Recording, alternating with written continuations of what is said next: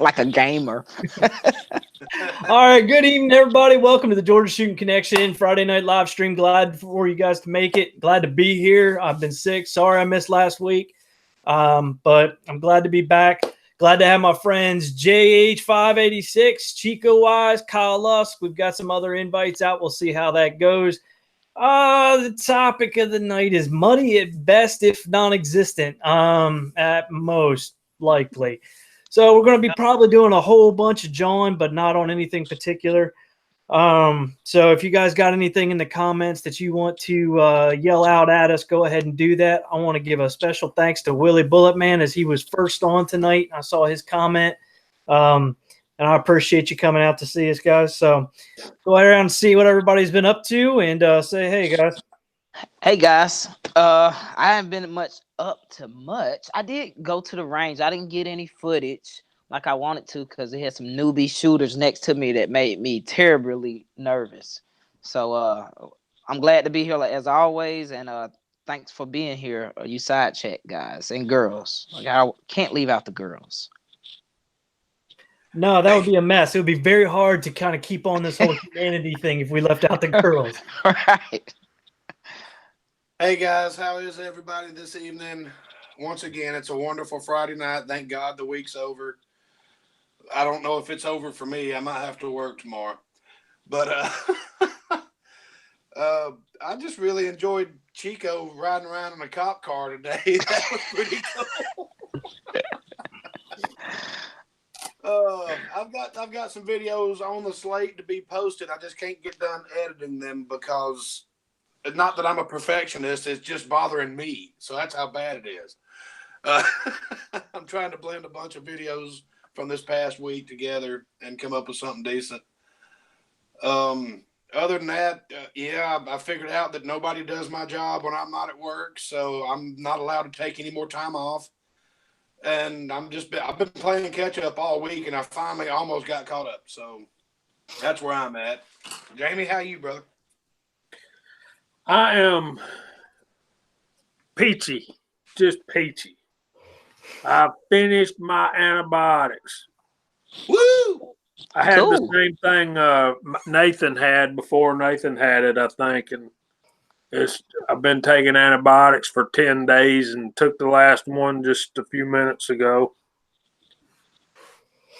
But I turned the video public here a few minutes ago. It's been up on the Reloaders Network for a couple of days. Y'all get a chance, go by and see it. And you guys that have already been and made comments, I'll get to your comments as quick as the live chat's over with tonight. But it's been a good week. Nathan, when you ain't around, buddy, we miss you.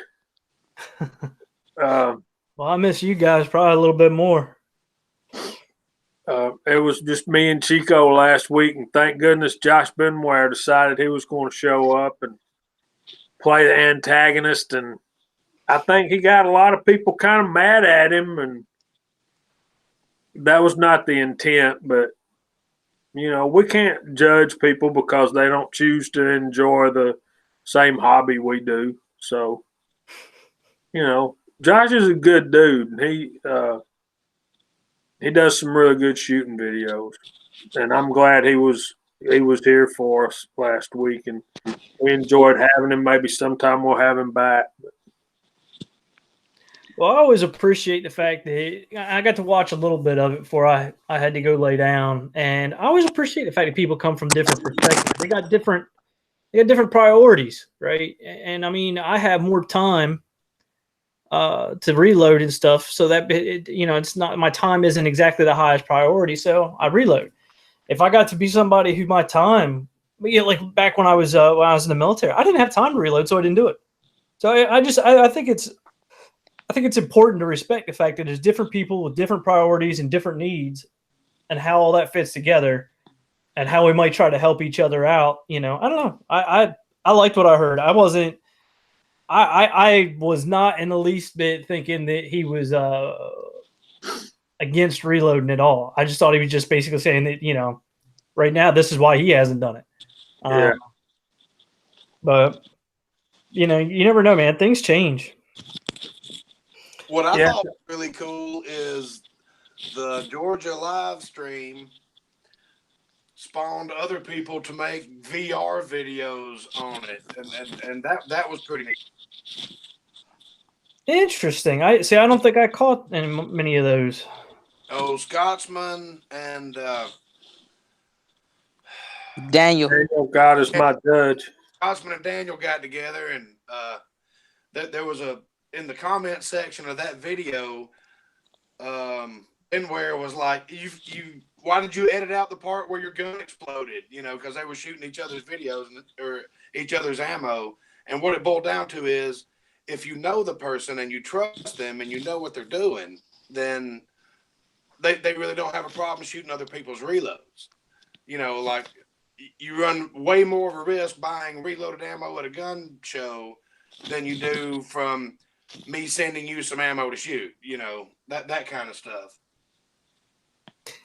Yeah, I don't know, man. When it comes to shooting people's reloads, I'll tell you, it's kind of hard pressed to get me to do it. It's hard pressed for me to let somebody else shoot my reloads. And that's not to say that I don't trust myself, because I do, but otherwise I wouldn't shoot the shit myself. But you don't want to be held responsible. Well, it's just you never know what'll happen. And let's say, God forbid, something did happen and I did have some kind of crazy double charge. I want that on me. I don't want to hurt somebody else. But then again, I mean, I've read the Facebook reloading room, right? I've talked to new reloaders. I ain't shooting people's reloads. Those people are insane, like a lot of them. And but I mean, like you and Kyle and Jamie and Chico and stuff. I don't know. Chico's got a full progressive. I might be a little bit closer to saying, but I mean, the rest of you, I'm dead serious. We go shooting. I'll shoot your shit. Not even worry about it. But man, some rando person, nah. Mm-mm. Yeah, and you know what? The one thing I left out on that last chat when Josh was there, I forgot to tell him and everybody else. Whenever the Scotsmen came down here, me, Kyle, Jamie, and the Scotsmen, we were at the range. We probably went through 1,000 rounds, and we were all shooting each other's reloads. I mean, I shot some PC Bullet Empire's reloads out of Kyle's 44 rifle. So I kind of figured, hey, even when I shot some of the Scotsman stuff and he shot some of mine, he ain't gonna risk blowing up his $1,000 shadow. So, but as you know, reloaders, we are gonna take the necessary steps and the safety precautions to make sure. Hey, I don't want to lose a finger or a gun, but a random person I wouldn't shoot. Somebody I don't know. No, I'm not shooting it. I'll break that bullet down. Use the projectile in the primer. Yeah. I mean, I've heard of some crazy stuff from people that don't know what they're doing. They go in and just arrogant stuff, and I'm not shooting somebody's stuff that I don't know. And so I think somebody down here said shoot 9mm reloads. See, that would be one that I would be even more hesitant to want to shoot just because the case capacity is so nil. Like somebody just goes, well, I use this as a dipper and fills that thing up with bullseye and jams a bullet in it. El kaboom. No. I don't know, man. I'm a chicken.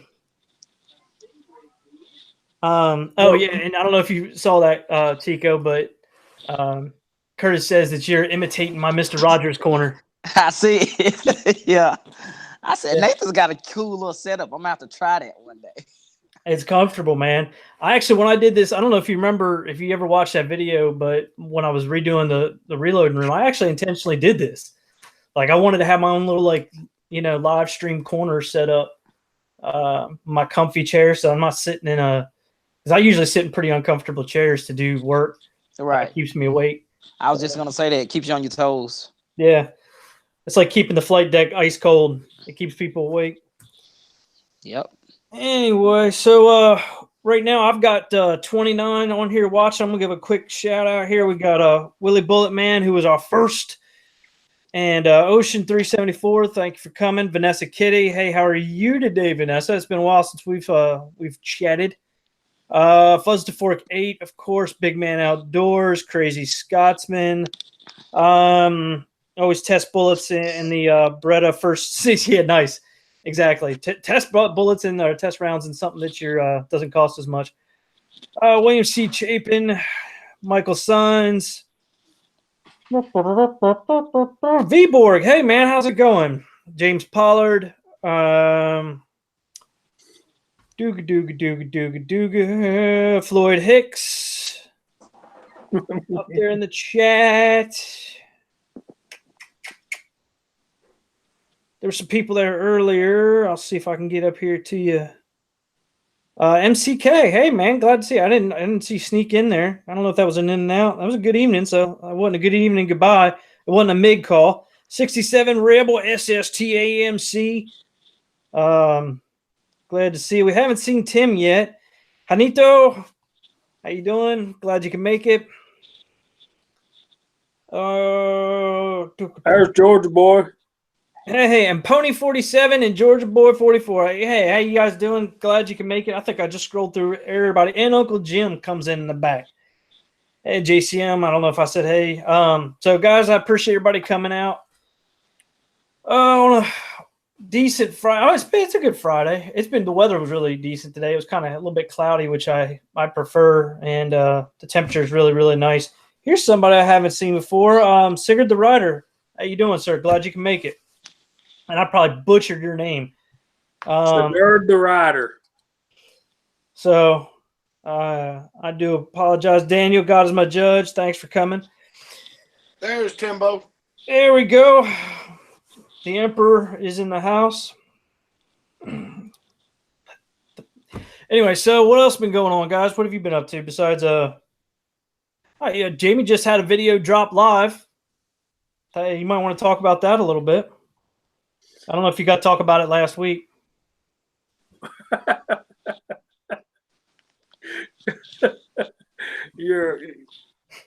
I met up with Scott. Yeah, we talked a little bit about it last week. I met up with Scott Insight Freedom up at Johns Mountain. We shot the Mausers, shot my Mauser, and attempted to shoot his SKS, but it kind of hiccuped on him right at the first. So we kind of let him dig into that fire control group. I think it's a fire control issue. Sigurd the Rider sent me a message on Slack last night, and instead of watching Mr. Tim's live chat, I had a very pleasant conversation with Sigurd for about an hour and a half, and we've been texting each other today. For you guys that don't know him, he's made his own brass annealing machine. He's got a video about that. He does rifle builds and motorcycle builds. Very interesting fella. So I just subscribed, so I'm gonna take some time and watch some of those here soon.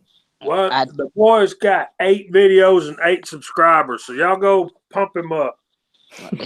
I just turned 12 or 13. I just subscribed also. So thanks for being here, brother. Well, so I guess we can go talk to Kyle. Kyle's the one that had the big week. I was sick most of the week. In fact, I'll talk about this right before we went. So I got a double whammy kind of thing where I was coming in the Thursday. I was pretty sure I had strep. It felt exactly like strep. It was not like just a normal sore throat. It actually had that feeling to it. And then it kind of cleared up. And I'm like, all right. Immune system 1, strep 0. Then Monday I show up to work, and about 10 o'clock, I'm like, I'm going to get sick. And by the time I got home, every joint ached. I was swimmy-headed, had a headache, upset stomach. So I had the flu. I'm like, damn it. I can't win for losing. And then I came out of that surprisingly pretty quick too. So my immune system is going to be taking the weekend off, but I've been doing a heck of a lot of sleeping. I think on Monday, I was awake for like 2.5 hours, 3 hours maybe once I got home, like for the rest of the day. I got home probably around 11:30, and I just slept my butt off. So that's what I've been up to. And then I got to work, and of course I'm a little bit buried in work. Yeah, and the weather's nice, so I haven't had to deal with that. Unlike some of our friends over there, like Uncle Jim, it looks like he's got a bit of a, a rough time. I am not a stripper. I'm a male dancer, exotic dancer. There's a giant difference, you dog. So, Kyle, What the hell are you talking about? Uncle Jim called me a stripper. I'm not a stripper. Degrade me in my skill in such a way. God. So you're the one that had the big week, man. You had friends over and such, all running around with guns. I like the way you threw in the extra Chattooga River accent in there. That was nice. Thanks. Yeah, I had some real good friends come all the way down from Iowa and do a little camping with me. And I've been going through all this footage of videos and trying to blend everything together and just can't come up with something I like. But there's something coming up. We had a great time. Tack and Brenda are awesome people. If y'all aren't familiar with AOK Foraging and Adventures, y'all need to go over there and check them out. Killer fishing videos, hiking videos, camping videos, shelter videos, foraging videos, cooking videos, and let me tell you, Tack can make the hell out of some egg rolls. I think me and my kids are gonna enjoy about 24 of them tomorrow. But yeah, we had a great time, and there is footage coming out. I'm just in the middle of trying to edit 15 videos at a time. 15. So you're promising the viewers that you have 15 videos that you're going to be rolling out. I'm gonna try to combine them into like 3 or 4, but that makes sense. Sigurd says that he strips for the old lady, and does that count? And of course it does. If she pays you. I can tell you one video I got coming out. It's the Great Onion Hunt, Charlie Brown. Onions deserve it, by the way. They've made more families cry than I can possibly imagine. They deserve all of the hunt. Okay, Battle Beans out there. He's got a question about the difference between the Lee Value and the Classic. You want high rise or low rise? He knew, so he don't know what that is. Okay. Hang on. Okay. This, I do believe, can y'all see that? Mm-hmm. I do believe this is the shit. That's the Classic cast turret press. This is the Classic. Yeah. The value is only about that tall. Everything's dropped down a little bit. You don't have, and then actually the only reason. No, that's not the Classic cast. Mm-mm. No, that's the regular 4-hole Lee turret press, because the Classic cast is cast iron. Is he wanting the value 4-hole or? Dude, it's Lee. They have 18 different turret press. I have no idea which one's which right now. That's where I was. This is the one I got. And if I'm not mistaken, isn't the Classic cast a single stage press? No, there is a Classic cast single stage as well. Okay. There is a Classic cast turret that has, like he said, it has a relatively small base on it, or height wise. It doesn't have all that cavity for your junk to go into. All right. It's for the primers to build up in, because once you take that thing off your bench, shit's going to go everywhere. Yeah. So the one that Kyle has is like the Lee Challenger turret press, right? Okay. I know they don't name it that, but that's what it is. And then there's the Classic cast, and then there's the value one, which isn't painted or is silver, and there's like 8. I don't know. I get confused with it. So honestly, I think the best bet for trying to understand that I know of, and to really understand all the differences, is go watch some of Kenny's videos over on Eagle Eye Shooting. Because he's got a lot of them. He's got a lot of videos on him. He's got some of them where he's changing one head for another and showing you how that's done. for whatever reason, I don't know. Some of them are auto indexed. Some of them, there's a lot of little differences between them. And I definitely don't know all of them. You got the classic cast, don't you, Jamie? Yeah, this is the classic cast turret press. And see, it's about, let me see if I can move the camera around. See how it's about, what, 1.5 inches? But it's solid, pretty solid cast iron. Then you got the one that Kyle has, which is taller, but it seems like that might be aluminum. Is it aluminum, Kyle? Yeah, I think it's aluminum because it's not that heavy, and for a hunk of cast iron, that should be heavier. Yeah, no, it's hollow aluminum. Yeah, absolutely. And then they got the one that Kenny has, Battle Bean, that's it's about that tall, and it's just like a piece of steel for the base. I don't mind that one. It's got a high enough thing. I can sit there and I can load 1,000 9mm if I wanted to.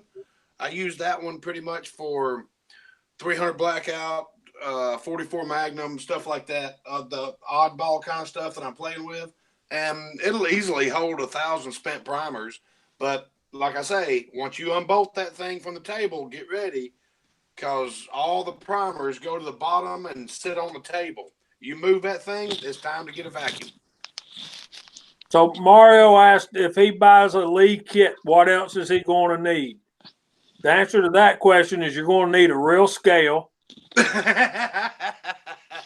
You're going to need your reloading components, brass, powder, bullets, and primers, and you're going to need a set of dies.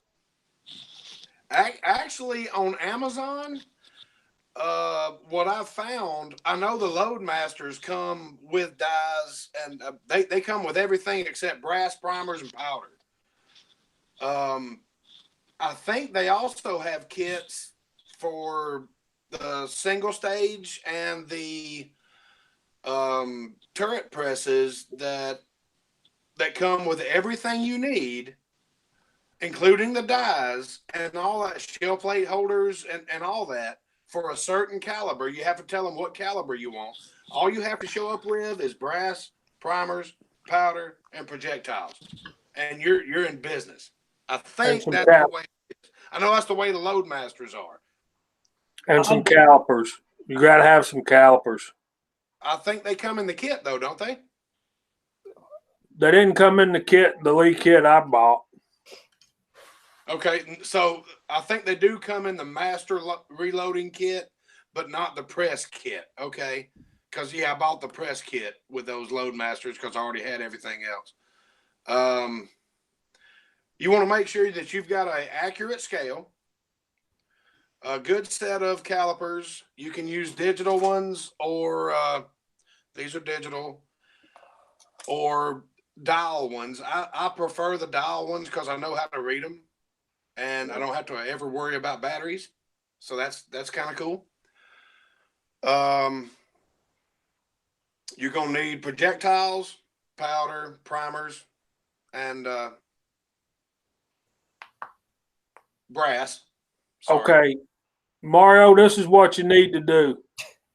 From a brother to a brother, what I would suggest you do before you go buy anything, Johnny's Reloading Bench has a very good series for the beginning reloader. And it was just when he was starting to make videos. And it's a very good series. He starts out with 9mm and stuff like that. But if you go to, not right now, because I want you to watch our show, but when it's over with, go watch Johnny's Reloading Bench. And he has all of his videos are divided up into groups, kind of like playlists. So watch his on the beginning reloading stuff, and it's very good.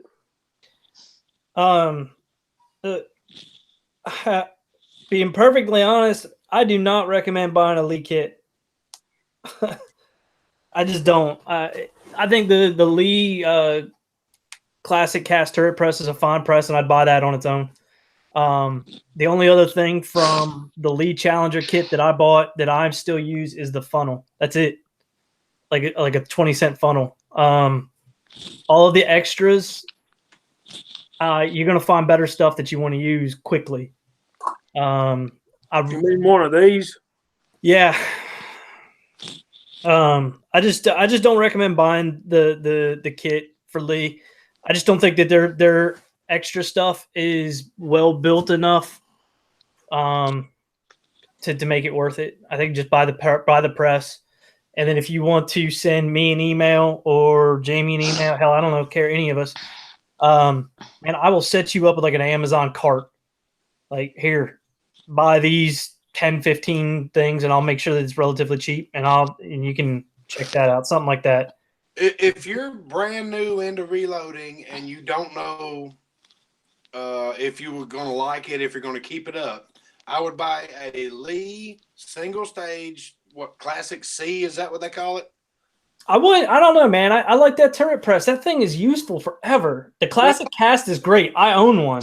But think of this: that Classic C, you can use that for anything, forever. Now you can get your fundamentals down. You need a die set, that press, and then your reloading components. Are you talking about this one? You talking about this one, Kyle? Exactly.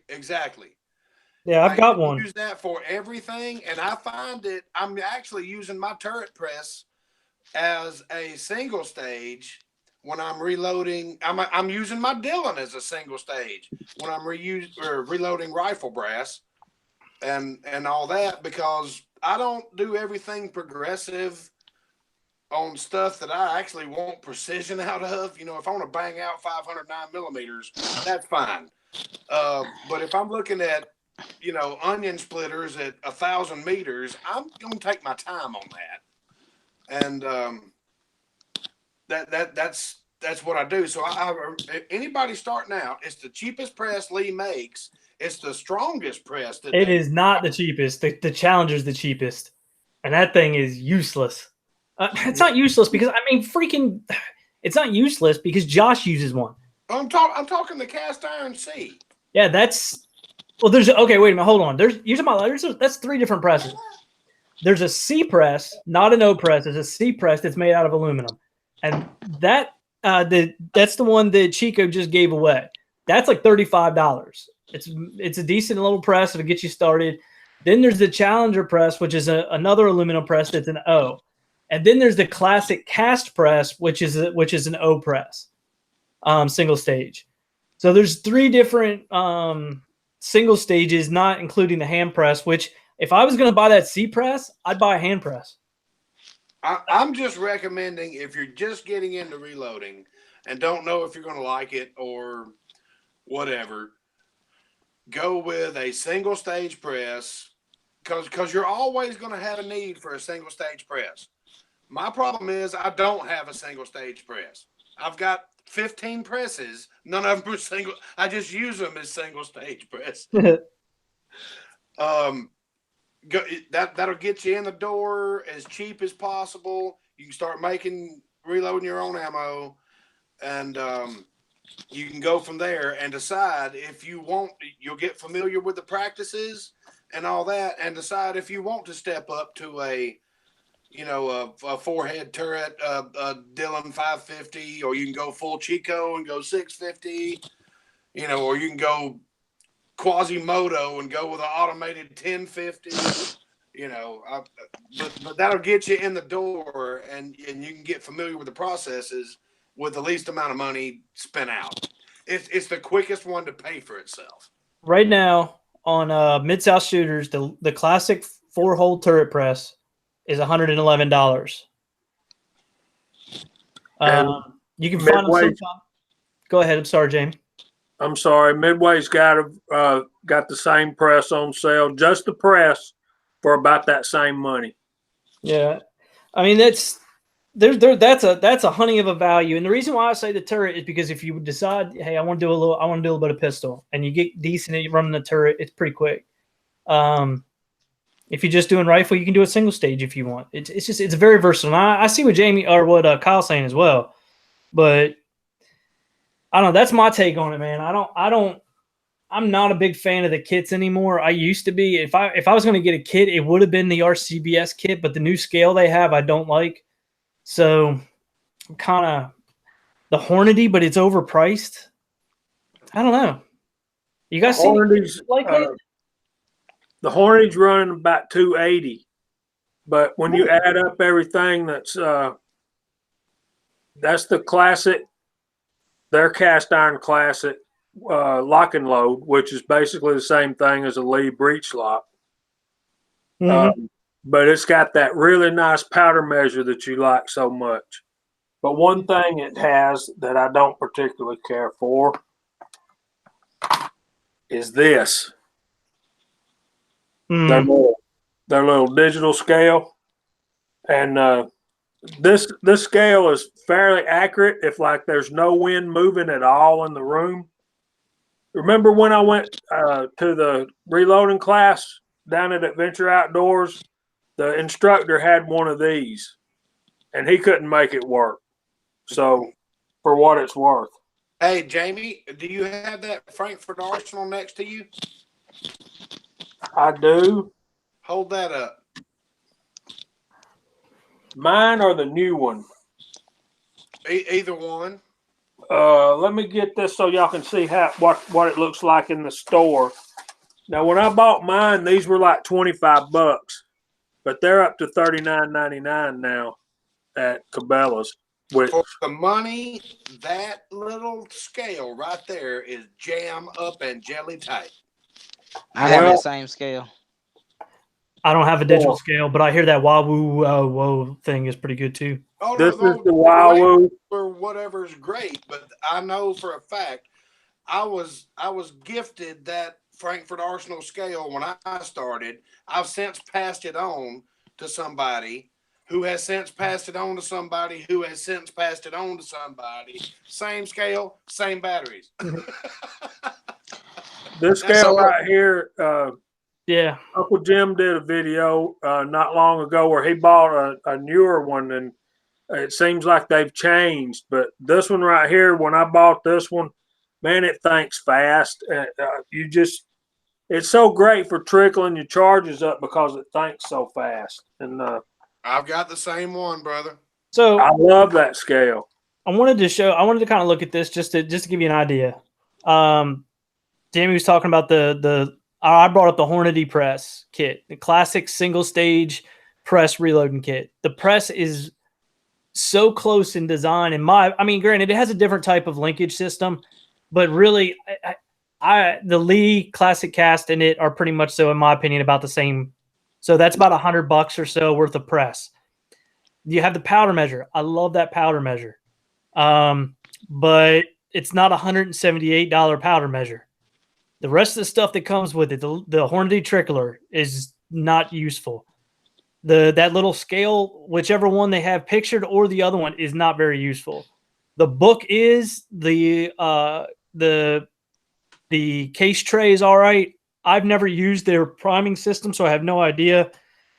But it's like that's all like little $5 stuff. It seems like it used to be that you bought a kit because you got a deal. Now, if you price the stuff out, it seems like it costs more to buy a kit than it does to buy just the individual stuff. Yeah. Well, if you want to get base nut simple, get you a powder trickler. Use the scoops that come in the Lee die sets. Have a powder trickler, a good powder measure, and a pan. But that's going to take you a minute if you want to bang out ammo. So yeah. It's all in what you want to do, man. Okay. Tread got you, Kyle. He said if it was so good, why didn't anybody keep it? Which one's that? Talking about that Frankfurt Arsenal.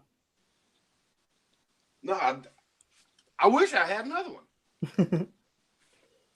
I wish I wouldn't have given it to Jordan, because then Jordan ended up giving it to one of his friends, who ended up giving it to somebody else because everybody was starting reloading. Here, let me hook you up. Well, Johnny's Reloading Bench put out a video yesterday about that Hornady kit, and he does a cost analysis of what it would cost to buy everything individually. and he does a semi-review. Have y'all seen it yet? I haven't. I saw that a while back. Yeah, I don't remember enough of it because my memory's junk, but I did have seen it. Well, it just come out yesterday. Oh, whoa! Then never mind. I was thinking about his old videos. Okay, never mind. Yeah, I haven't even seen a notification for that. No, neither do I.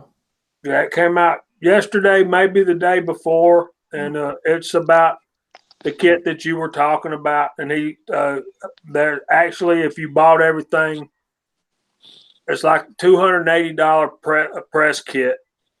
But if you bought everything individually, it's like almost $400 worth of stuff. And that's not retail, not manufacturer suggested retail price. That's him going on Amazon and everywhere else and finding the best price. So yeah, I was being a cheapskate because I was replacing the Hornady press, which I know is expensive, for the Lee Classic Cast, because to me they're the same. They might as well be the same press that I know is much less expensive and performs the same. So I don't know. I was cheaping out. Well, I agree that they are very similar presses. Willie, a while back, he was talking about just go get a RCBS rock chucker. You'll never go wrong with that. It's also, going to be a little like, bit pricier. That's how Chico got in. There's a lot of people can just use stuff. You can go on freaking Craigslist or the Facebook Marketplace. You can find stuff pretty often as long as you don't type in Dylan. Yep. Yeah. You know, and I think me and Nathan talked about this before. One time I was on there on the Facebook Marketplace. I typed in Lyman and the Dylan popped up. So I was like, oh, because you type in Dylan, it's like typing in Mercedes. Like you only get in Mercedes. But if you type in RCBS or Lyman or even Lee, you're going to see somebody may have a Lee kit with something that's Dylan or RCBS in there. So I kind of go to on the lower end, but I'm over here looking, man. I'm looking for him. And if Mario's still out there, I want to know, is your mind set on a single stage or a toured or a progressive, which, or let's just say single stage or toured, which is like doing more than one operation with one puller to handle. Let's say that. Because a single stage, you're doing one case each time you pull the handle. You're doing one operation of the case, whether you're depriming it, sizing it, So it's a lot of work. But if you are, I'm looking. That tour that Jamie has right now on Brownells, I found a coupon, $115 shipped. And leave it to Chico. Look, here's the thing, and I wonder if anybody else knows this. Over on TRN, the affiliate links page, that helps out the site. So my last purchase I made through Amazon, I use TRN. So it helps, because I'm over there not a lot, but I am. I'm over there, but not uploading a lot of content. So I try to help when I can, because I'm always buying from Amazon and Brownells. So both of those links are on there. So if you guys are to do any shopping, we'd appreciate if y'all use those links, because it does help out the site. And I don't get nothing for it. Trust me, just by I get to interact with you guys. So I don't want y'all to think I get no kickback for saying that, which you guys know. He gets a kickback. It's like, it's big money. You know, he ain't doing nothing for free. I would, man. Well, Sigurd the Rider sent me some links to help y'all out. I stand corrected. Midway right now has got the 4-hole classic turret press like mine for $104.95. I just put a link there.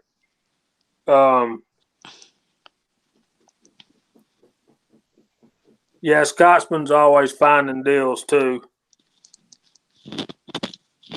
But I would definitely not be against buying used. I would definitely buy used. Some used stuff is probably going to be in better shape sometimes, not always. Don't you guys, one of the dudes, I don't know if you guys remember this, but one of the guys who is pretty active over in Slack went through like 3 or 4 Lee Classic Cast single stage presses and couldn't get any of them to work like he wanted it to.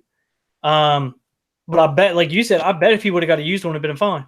Mm-hmm, because the newer stuff sometimes it's junk whenever it's built, Well, he was being particular about ram action on a $100 press, which to me is kind of I don't know. I mean, if you buy something, you want it to be a high quality, but to me, comes a certain point where it's Yes. like, come on. Where when I got my Lee Classic S, I can tell you that the RAM had a little bit of you could feel it, where it wasn't the smoothest thing in the world. But after I don't know how much ammo and got coil, smoothed in it. yeah, it just worked itself right in. And I know people don't want to do that, but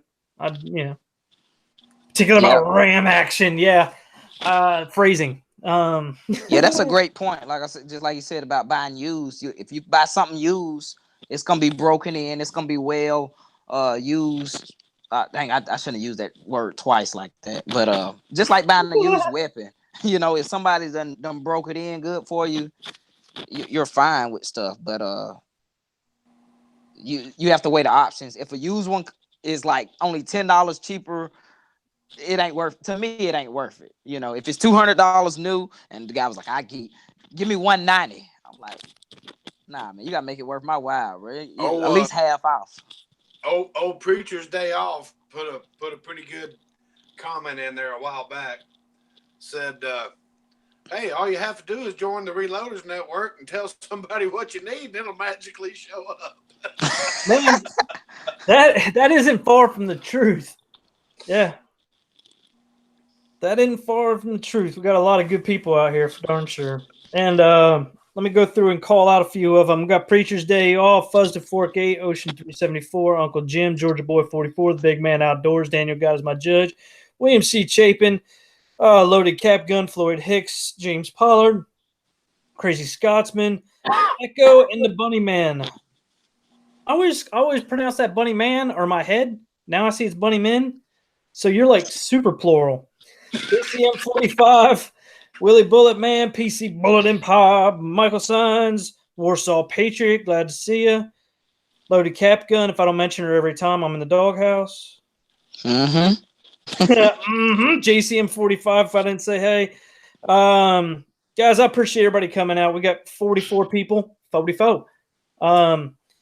So we're Magnum.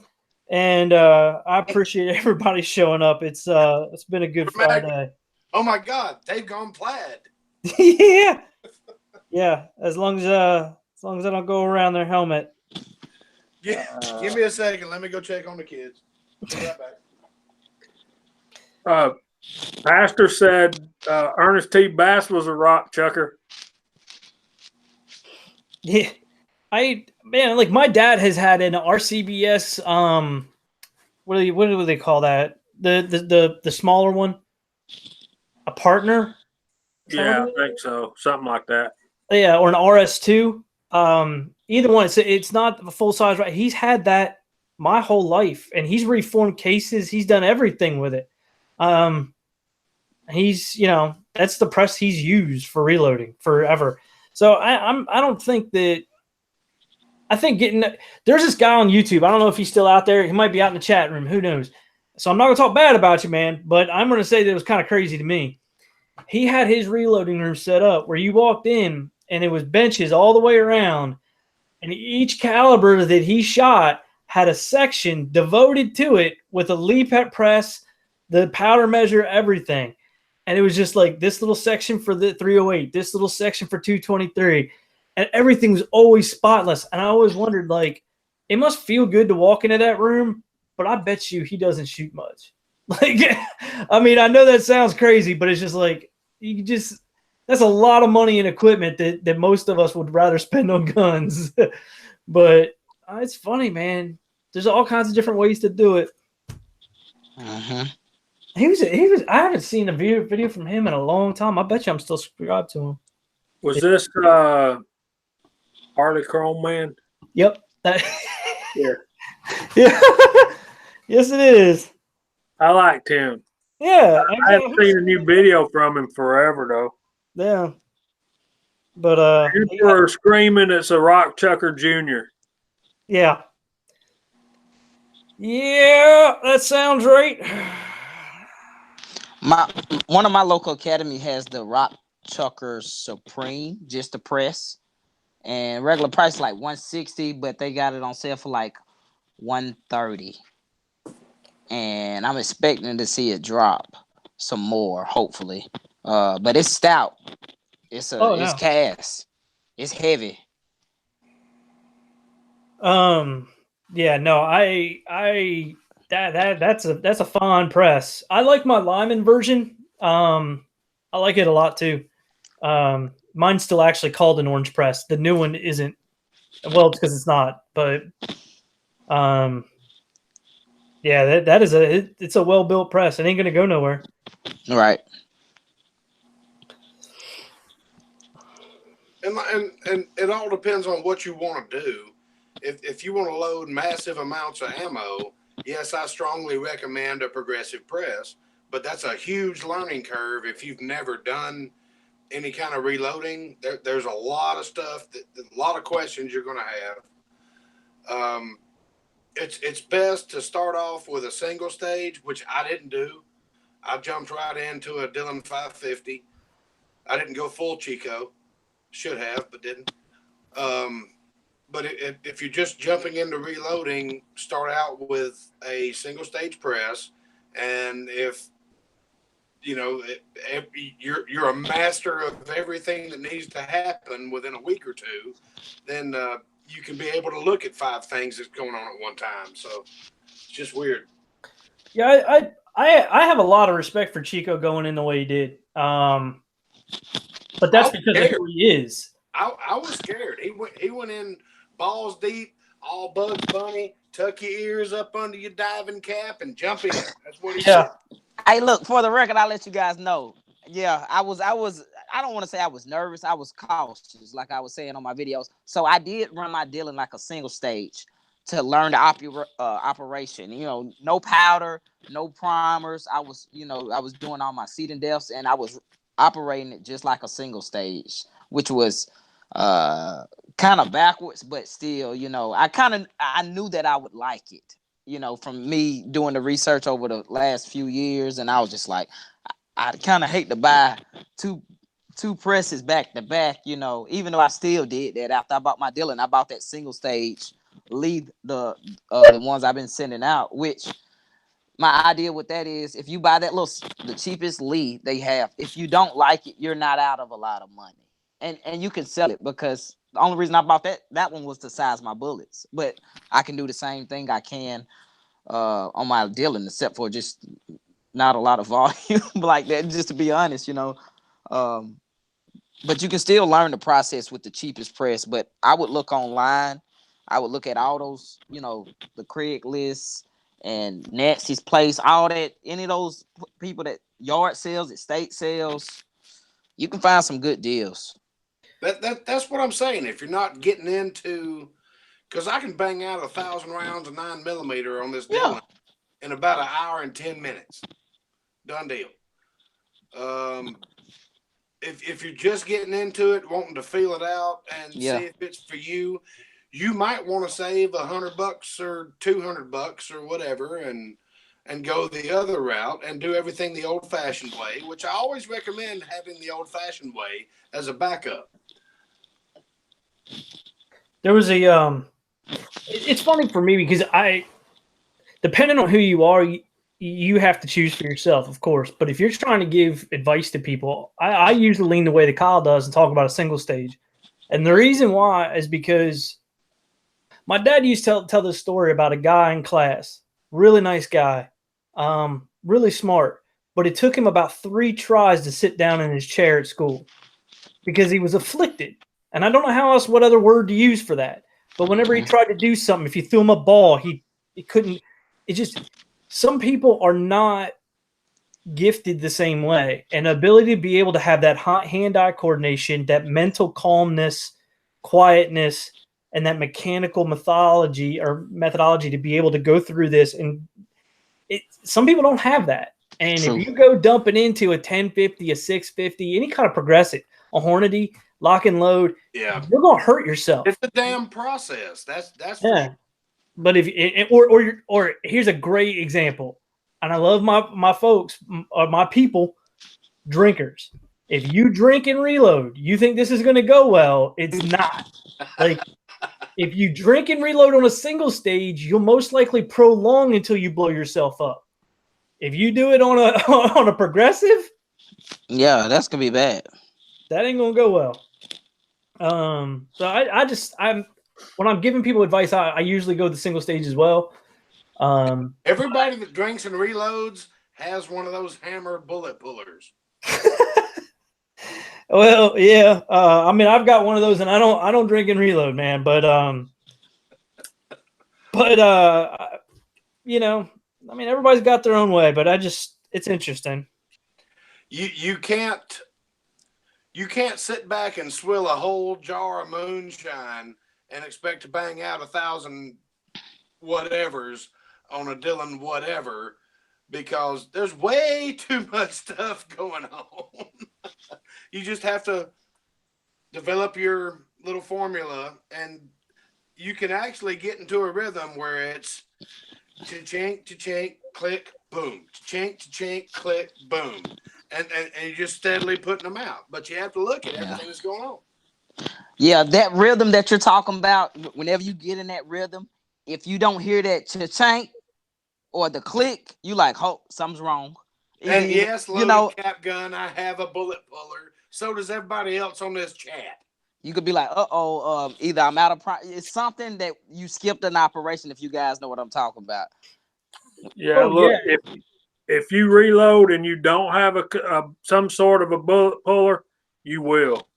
That's true. I saw a note in the side chat. Somebody out there needs some 222 Remington brass. If anybody has any 222 brass, speak up in the side chat, because somebody out there needs it.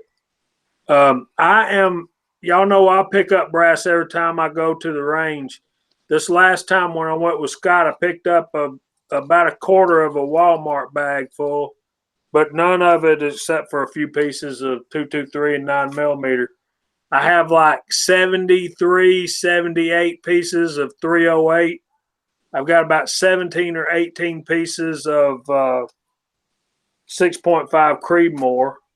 I've got a few, like maybe 10 or 15 7mm Remington Magnum. I got a few 300 Win Mags. And somewhere I have some 22 250s that I'm going to send to either Preacher's Day Off or Ozark.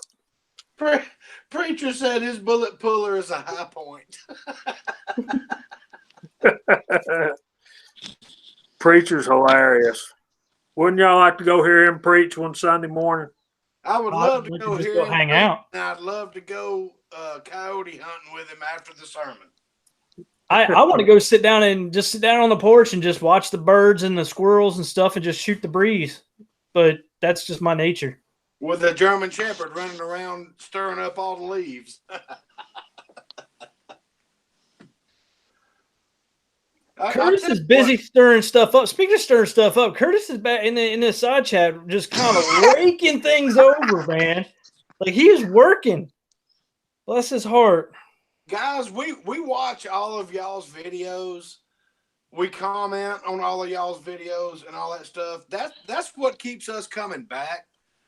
It's like it's the simple things in life. It's like Preacher's dog seems to be the star of most of his outdoor videos. So it's always, would you get back up there to the house? It's the simple things like that. And another guy that I watch a lot of, Northwest Primate. He does a lot of friction fire stuff, and he lives in Oregon or Washington, and he's always on a creek bank or a river bank in the snow, and he's got his dog Lupo, which is actually Latin for wolf. That's his black lab's name, and he is the star of most of his videos because he just does stupid stuff. He'll get the fire going. Lupo will come in there and grab the main stick that's on fire and take off running through the snow with it. But I mean, we really do watch everybody's videos and have a lot of fun with it. So everybody that's in the side chat, we do watch all your videos and we comment on them and all that, and we enjoy it. That's why we're here on Fridays. So It looks like High Boy snuck in there. I hope you're doing well. I saw you were on earlier, but I saw him pop in there, but I hadn't had a chance to type anything yet. man, Yeah, Hot Boy said 9-finger Johnny drinks when he reloads. yeah. That's a gin finger that he lost, right? The one always sticks out when you're drinking. Yeah, but only gin. The gin finger. Yeah, you ever notice that, man? A gin drinker always puts that pinky out. Oh no, that's because he's British. Pinky's out. I think that's a tea thing, but yeah. They usually wear pinky rings too. Hey, there's Bigger behind the trigger. Hey, man, I hope you're feeling better. Hey, Bigger, glad to see you, brother. showed up.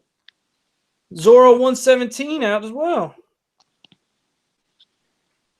Oh yeah, there's everybody's animals is always interesting when you get to see them in the videos. I like to see Uncle Jim's cats and stuff. I don't think if my idiot's ever made you hear her, but I don't know if she's ever made a physical appearance in a video. She seems to always need to be wherever I'm talking. So if I'm trying to shoot a video or something in the reloading room, she's got to come walk in, see what's going on, and anyway. Cool, man. Glad to hear you're going to be Bigger behind the trigger. Says you're going to be back at it soon, guys. If you haven't been to his channel, go give him a check out and a subscribe. Yeah, she's an old dog for sure. Curtis, what are you trying to post up here, buddy?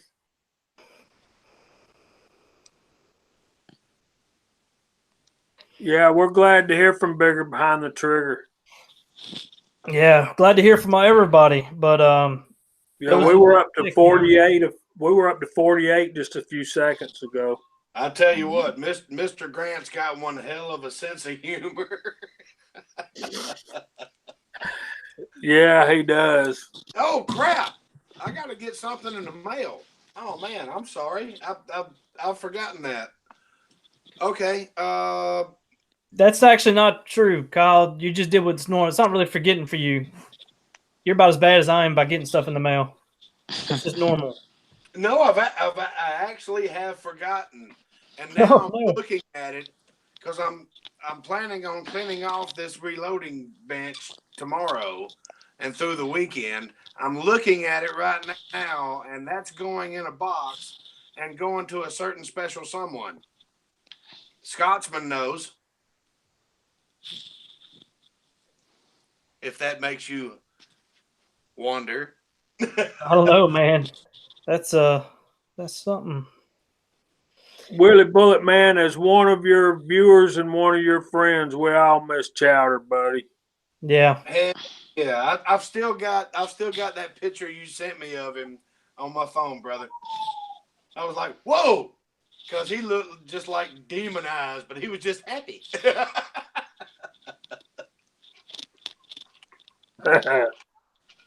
Anyone seen Meg? I thought he was on. Not in a while, but I haven't been. I mean, I've been out, so I haven't been watching a lot of. Yeah. Kyle's favorite 9mm is actually a 380 that he carries with him everywhere. Don't let him lie to you. So, did you just call a gun check? Yeah, I know what you got on you. Yeah, I know what you got on you. Telling me, come on.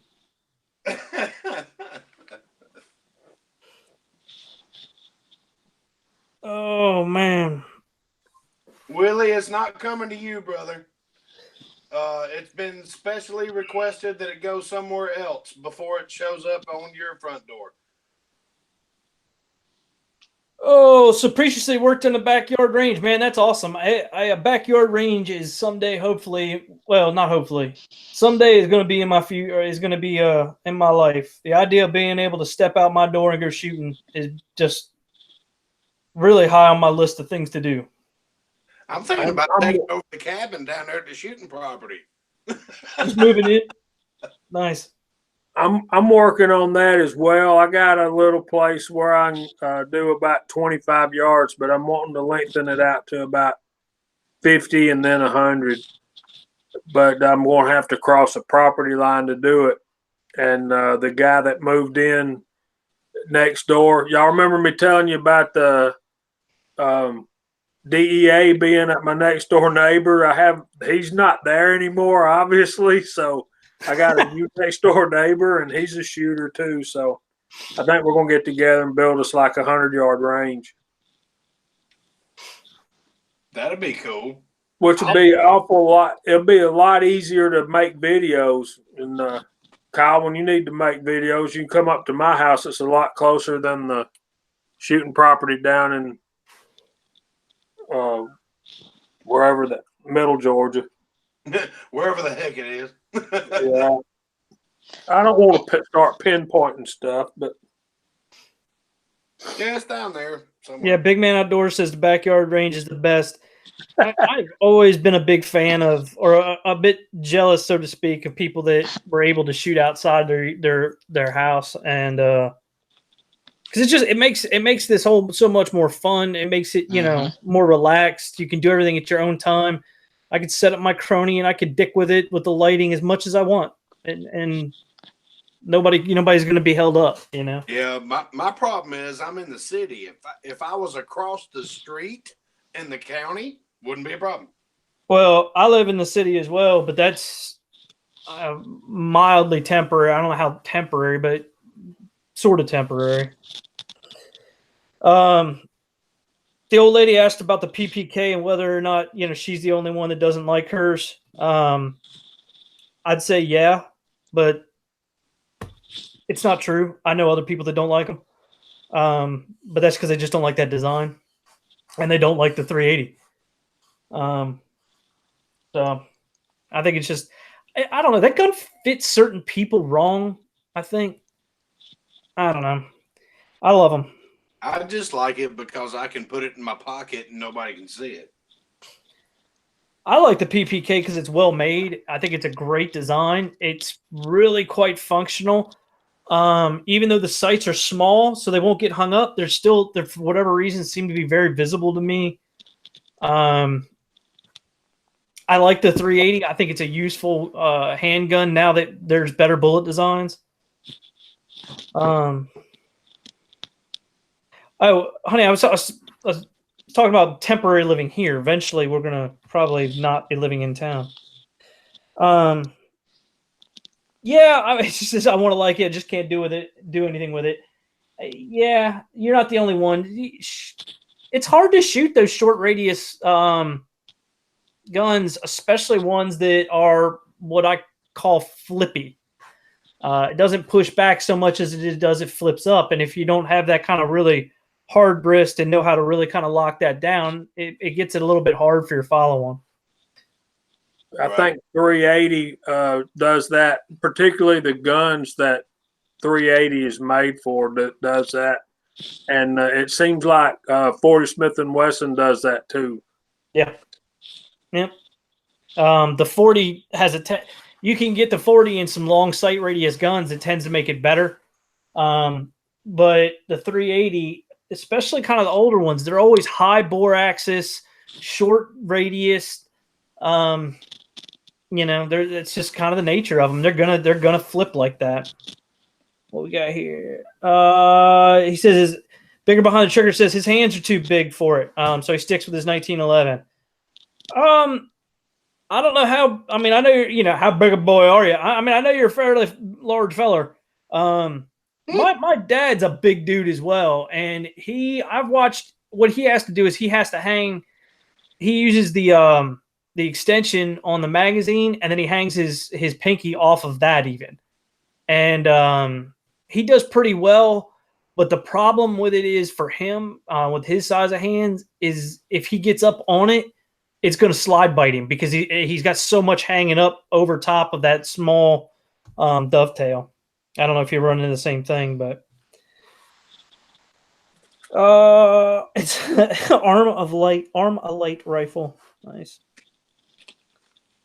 Whoa, there's all kind of man. I missed some stuff going on. Me too. Some of this I think I'm okay with missing. Good to see Daniel got as my judge on out there. Oh, Curtis.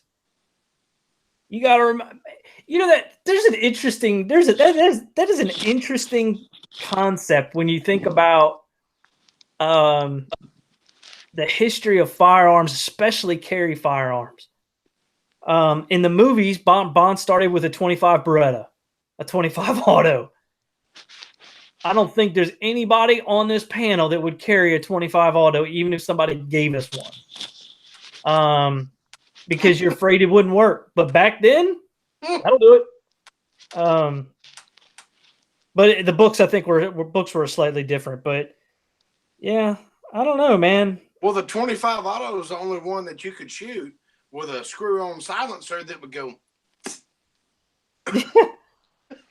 Yeah, I mean, outside of like a 22 CB or a 22 short, and I mean, there was plenty of people that carried 22s for the longest time. I don't know. Okay, why does Warsaw Patriot want to know what the hell I'm doing? Maybe he's hoping that, because we love you and we want you to be around for as long as possible, that you're going to decide that that's the last cigarette that you're going to pack. Just screwing with you, man. I don't know, dude. He's stomping. Yeah.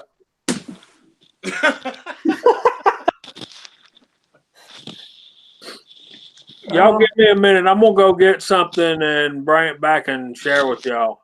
All right. Oh. Yeah. Curtis says he carries a 380 a portion of the time. It's going to get much worse in here.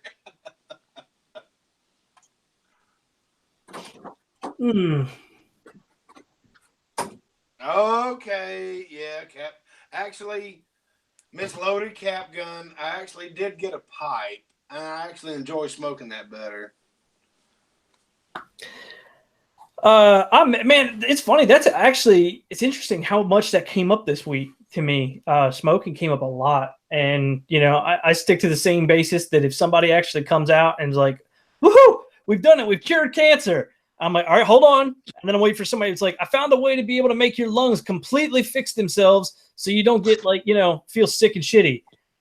12 seconds later, I'm running to the store. As fast as I can get there, buy smokes. Hey, Mig. Nah, the hell, I ain't worried about anybody getting on me about smoking. You know what? I'm a grown-ass man, and I'm in charge of my own decisions. Sometimes they're not good, but I think everybody on this panel has smoked or does smoke. So it's kind of hard, man. We can all give each other crap, but I don't think anybody's going to take any offenses. Oh, I wasn't looking but I don't, any other way. But I don't smoke and reload. I did. Oh. I don't do it. It's too flammable. Man, I would smoke and fuel up the car and stuff like that. People were like, "Man, you're crazy," and I'm like, "That's the way I grew up. It don't matter."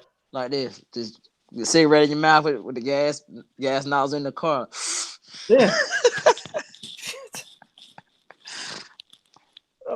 So yeah, somebody asked. I don't know if it was Loaded Captain. Somebody asked about Mig. Mig's there.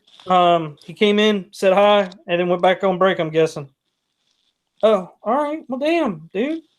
Mick said, I want a rinse. I almost put him in timeout on accident.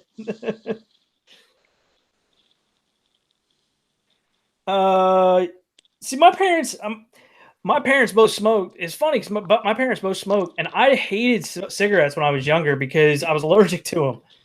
And then somewhere around those late teen years, I started every once in a while smoking. And then once I joined the military, it was full on pack a day. I don't trying to remember what I started with, but I mean, I think I started with Marlboro Lights, and then I was Reds and Newports, and mainly Marlboro Reds for most of the 20 years or whatever I smoked. Damn, 20 years? I'm gonna die. Also tried rolling my own for a while. What a waste of time.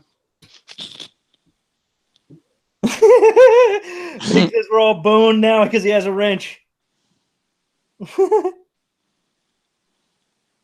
I was Preacher Dale says he was a victim of secondhand chew. I got that several times, man, rolling around with buddies in pickups because none of us had the sense not to drink after one another. And I'd reach up and grab a beer bottle out of that tells some stuff. Hold on. I reach up and grab a beer bottle, like, ooh, you nasty. Oh. Damn, James Pollard's a talented man. Yeah, he is.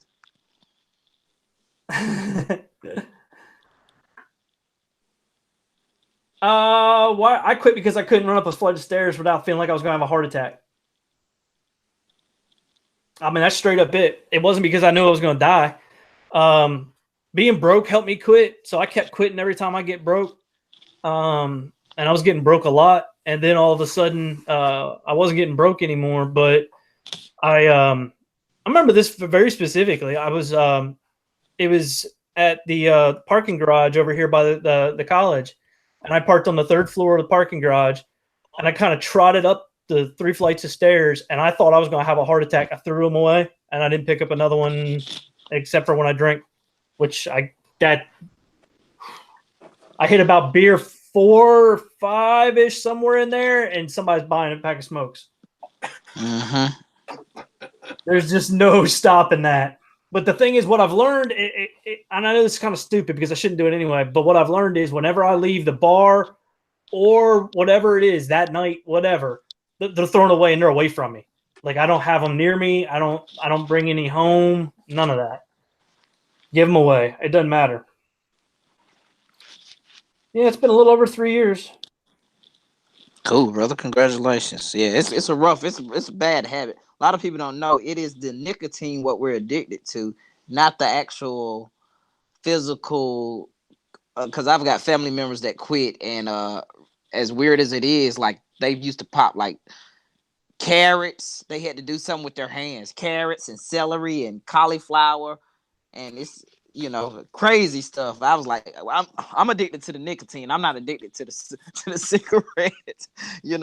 And nicotine's powerful though, man. Damn drug. Excuse me.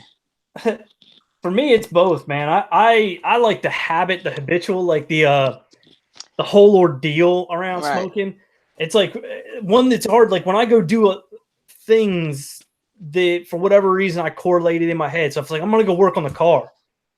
Oh my God. I know exactly what you mean, brother. That's like, those are really hard times, man, for me not to smoke. But yeah, that's if I'm gonna stand outside and BS, I'll start reaching for cigarettes. Still 3 years down the road, I start reaching for them because that's a habit thing. You talk about eating cauliflower. There was a dude that I used to work with who he had a heart attack and he had to quit. And he put toothpicks in a pencil lead case, and he would open that thing up, pull out a toothpick, pack the toothpick on the case, and sit there and smoke that toothpick. He wouldn't light it, but he would sit there and just kind of in and out, in and out, in and out. And he'd do that until he wore that thing out, and he'd throw it out, stomp it out like it was a cigarette. And he did that for years. Conscious, it starts playing with your mind type, and it's a repetition thing when you do it so long. But Tread asked the question. He said, "Chico, do you smoke after supper?" And I said, "Yep," because that's how you know when you are addicted to smoking. It's after supper. It's after some other activities. You know what I mean? So, yep. Yeah, that's damn true. Yeah, it's like it's an event, right? It closes off the meal. Yep. And I'll be honest, the one thing that bothers me, I think, about quitting for me is the weight. Like, I put on weight and I'm never taking it back off, and it bugs me a little bit. It's like, and what's even worse is part of me knows if I went back to smoking, I'd burn that weight off. People told me that because I've always had a high metabolism even before I smoked, and they was like, if you stop smoking, you were gonna gain some weight. I'm like, then I'll probably, I probably would, but I don't know. I've quit smoking like 6 times, and there's always something. James Pollard is that pick your nose when you want a cigarette. It helps you quit.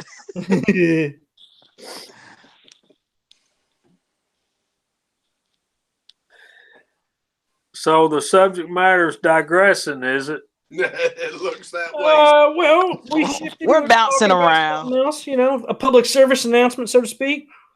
It is also funny if you look through kind of the chats. I wonder there is some kind of correlation, I think, between reloading and smoking because there's a lot of us that did or do now. Mm-hmm. Yeah. Yeah. Stay off. I quit smoking about 45 seconds ago. Whew, Yeah. I was getting worried. So look what I got, guys. Yeah, nice. I got my very own PID controller, thanks to Kyle and Willie Bullet Man. So I'm gonna be doing a video about this thing for too long. I'm hoping to put mine to use tomorrow. Tin Man said a few weeks back that he wanted me to do a casting video, and Tin Man, I have one or two casting videos up, but I need to do some specific 30 caliber stuff. I need to do one on specific 358, 357 Magnum, 38 specials, that kind of stuff, because I have multiple molds for both. And Kyle, next time I see you, I need to borrow your Lee 308 or 309 150 grain flat point mold. Sure, it's not a problem at all, sir. If I could borrow that for a week or two. You should have grabbed it the other night when you was here. Well, I wasn't thinking about it then. I've got a killer. I've got a lot of videos that are in queue and being edited at the same time. I've got a killer 44 mag videos coming out, and it involves some of the bullets that Georgia Boy sent me and some of the ones that I cast and all that, and it's going to be fun. Hey, West Covina Dodge out there in the side chat. Yeah, man, it's good to see you. We got 52 people on, and here we are kind of rambling, we were rambling about smoking and shit. So it's been we've been rambling for the last hour. Yeah, just rambling about, man. No, Oh, you know what? I got something to say. I forgot. I did go to the range. I tried out the Shooter's World powder, and I liked it. I liked it a lot. It hit real soft, and it went where I aimed it. And I don't have to what do flavor? a lot. It was the Ultimate Pistol. Ultimate Pistol. Yeah. Okay. Yeah, it hit soft. I got to tell y'all something about Shooter's World powders. We think that's something new, but fairly recent, but it's not. Those Shooter's World powders have been around in America for a long, long time, only under a different brand name. What we see as Shooter's World powders now used to be Lovix, is that Accurate. right? Still is Lovix, isn't it? Lovix and Accurate Arms. And Jamie, you need to yell at me next time you go up there to North Georgia Reloading, because I'd like to ride with you. Or hell, I'll drive. Well, how about this, Kyle? We can do that. They will be at the gun show that's right next to your house tomorrow. Yeah, there's a gun show about, what would you say, 1,200 yards from my house? Probably a good 3 would.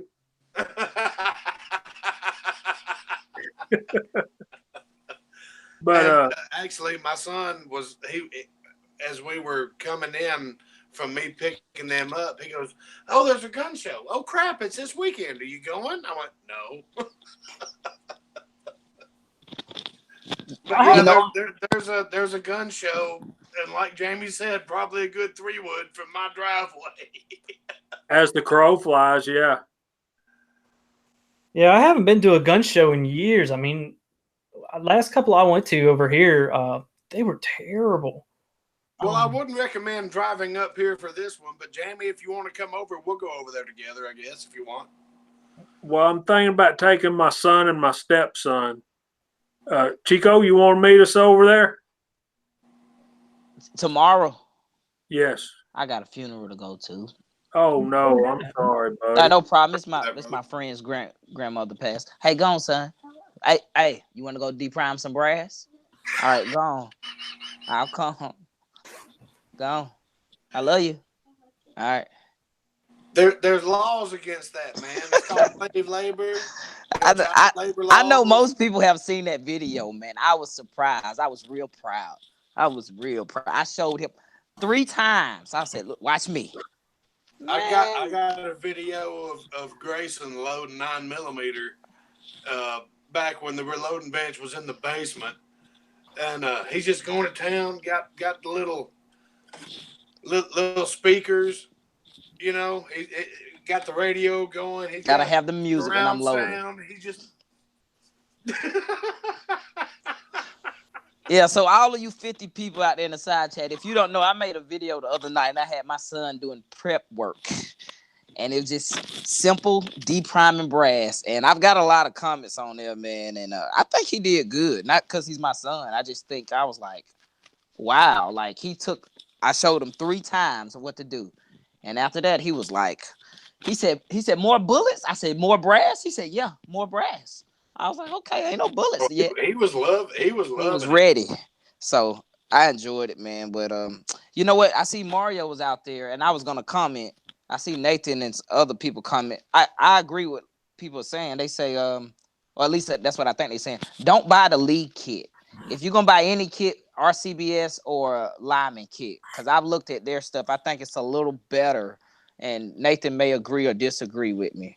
The accessories that come with it, the book, the load manual, the powder measure, the scales, the what else they have, the case gauge.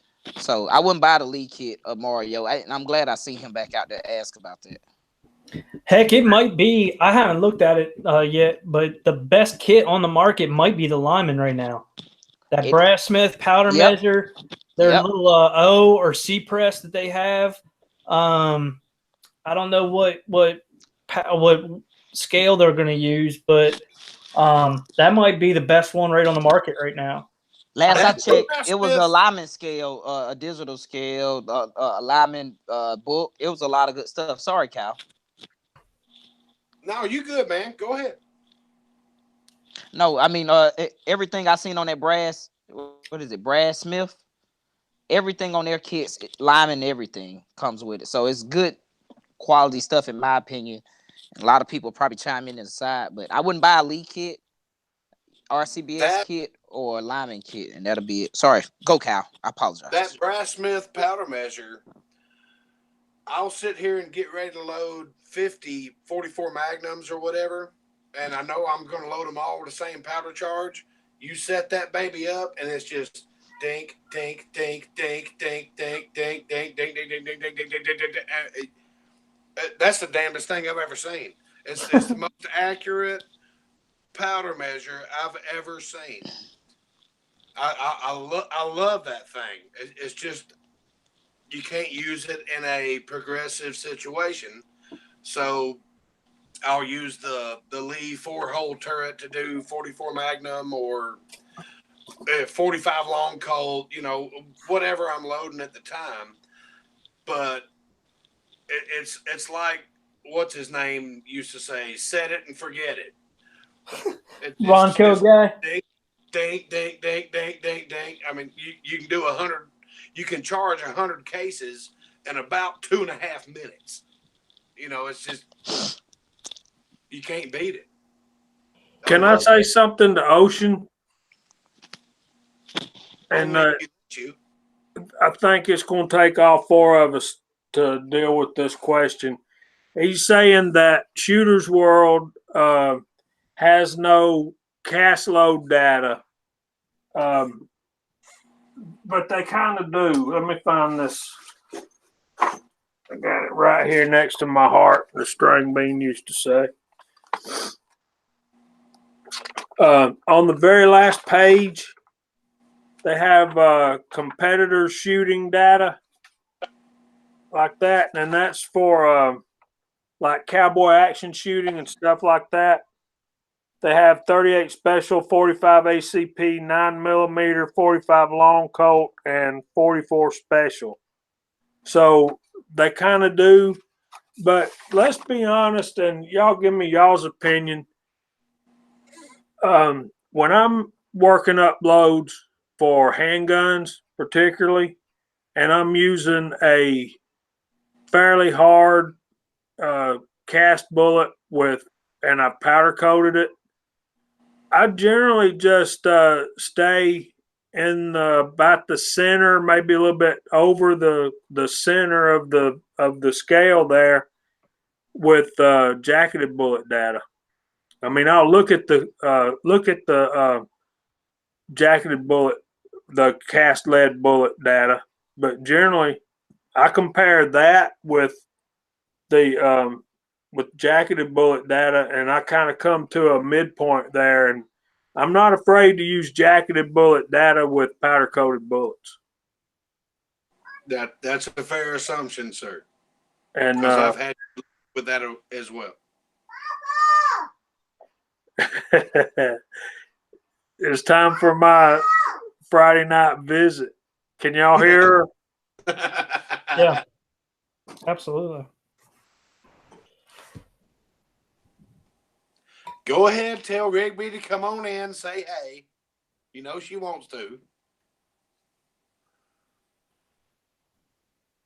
I think Vanessa said something about Moody Blues for reloading music. That's not too bad. I've went there, and me and Moody Blues have a very rocky relationship in the past. Dancing and reloading is not recommended. Why in the hell is my boss texting me? You said you had to find out whether or not you need to work tomorrow. Maybe he's telling you to go ahead and take that time off, Kyle, because they appreciate what you do every day. Pigs may also fly as well. Yeah. I never cared much for the Moody Blues. Don't hate me. Come here. Coke. No, Not yet. not. Tell her to come here, sit on the lap. We need to say hey. Everybody wants you to come say, "Hey, Rigby, come here." They want you to be on TV. Come here. It's Mommy TV. Come here. It's Mommy TV. Ah, there you go. Hello. Wave everybody, hey. Hey, Rigby. Chico's telling you, hey. Kyle's waving at you. She don't care. She could care less. She wants to see herself pop up on the big screen. Uh-huh. Uh-huh. Oh, wait, she's gone. I was going to say, you want to see Rigby? Look. Hey, what's going on, brother? How you doing? Hey, Carter. Hey, Carter. Look, there's Rigby. Say hey. Hey. All right. Hey, look, we'll do it later, okay? All right. Hey, You didn't say hey to Carter. we'll do it later, I promise. No. She said no. Don't do that. Don't do that. Does Ruby have an iPad? Oh no, he wants to go back out there and deprime. I told him, I said, you gotta wait. I said, you want to do it? He said, yeah. I said, go on then. That's awesome. I was like, okay, buddy. He was trying to do it the other night on a school night. I was like, man, you gotta, cause you'll be down here like daddy to 2 a.m, deprime and all kind of stuff, you know. Man, That's something he likes to do, though, man. He gets into that mode, man. He gets in doing his thing. Oh man, and that's what happened. It was hand-eye coordination, and we work on that anyway because we got some deficiencies with motor skills. Man, So I'm gonna have to go talk to my kids because this is some bullshit.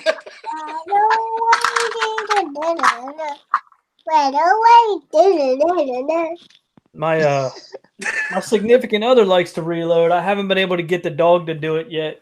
oh yeah, I did consider at one point taping or mounting a Cool Whip bowl to her back for extra static and just let her walk around the house and kind of do my bullets for me, but it just didn't work out too well.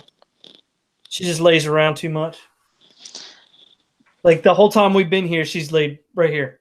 Hasn't moved. Barely woken up.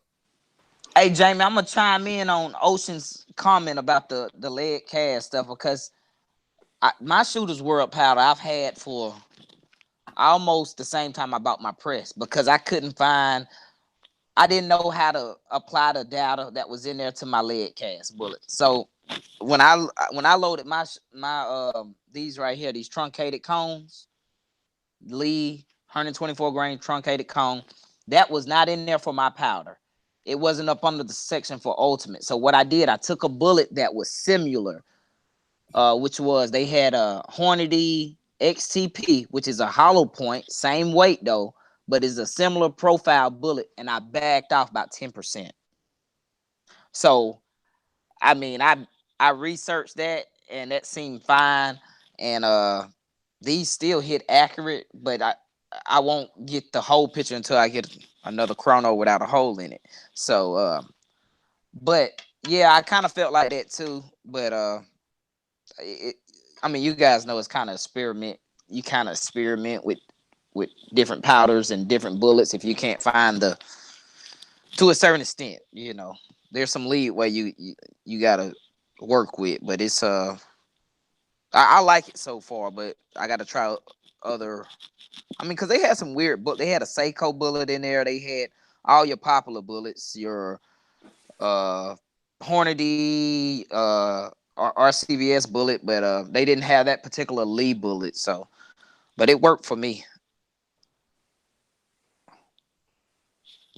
I make sure I wasn't on mute. I was going to say I've been talking on mute the whole time. Oh man, sorry. I think that's what happens. You get going, and so I start trying to read back on side chat and figure out what's going on, and then everybody's being quiet, and then you're like, "Wait a minute, am I even talking to these folks?" That's terrible. I feel bad. I was listening. He's talking about the shooter's world powder. Yeah. Chico, just because my microphone was muted don't mean I can't hear you, brother. I was trying to keep Rigby from being a distraction. But man, you do the right thing. When you don't have data for your exact bullet, just go up to the next heaviest bullet and you're safe. Yeah, I mean, I never use Shooter's World, but as far as using powder that doesn't have the specific bullet that you're shooting, the things to make sure that your case capacity is not changing dramatically. And then try to make sure your grainage is going to be about the same. If you're shooting traditionally lube bullets, keep in mind that you may run into leading issues quickly. Where if you're shooting powder coated bullets, you're less likely to do that as long as the bullet fits well.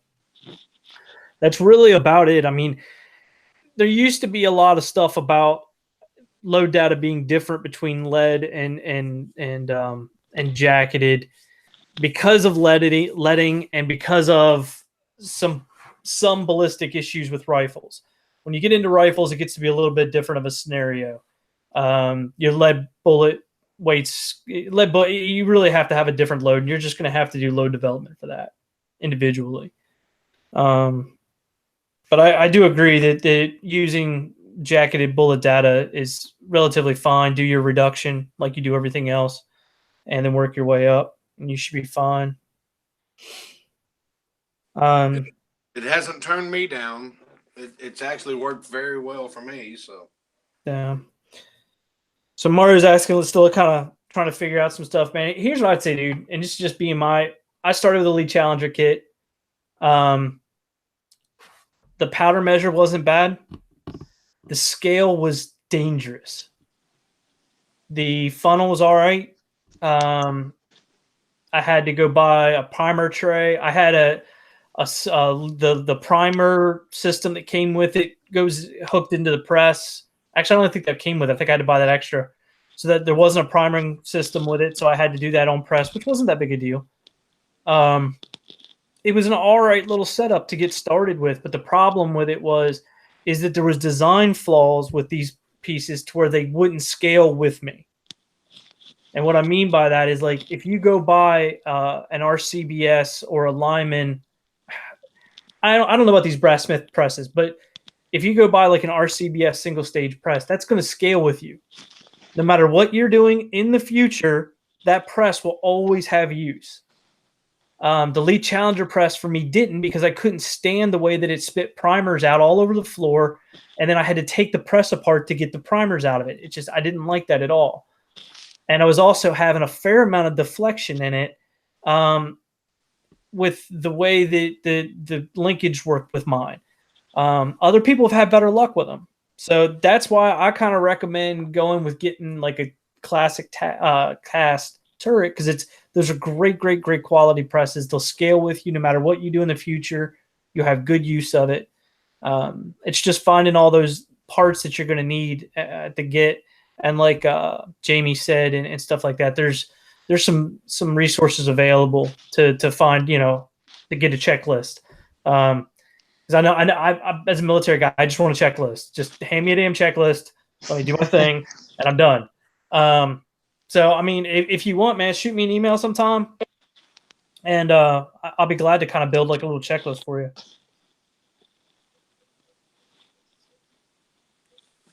Yeah, single stage is cool, man. I like the single stage as well. But for me, what I would recommend doing, I really like that Lee Classic cast turret. But if you want to do a single stage, knock it out, brother. I mean, those things are fun. They're great. I've got two right now, I think. Three. Yeah, I've got two Loadmasters, a 550, and two of those. They're not classic turret press, so those are the classic turret press. I got two of those as well, and I don't find myself lacking in any department of a press, so I can load anything I want to. And actually, I've got enough now where I just leave one set up for small primer, large primer,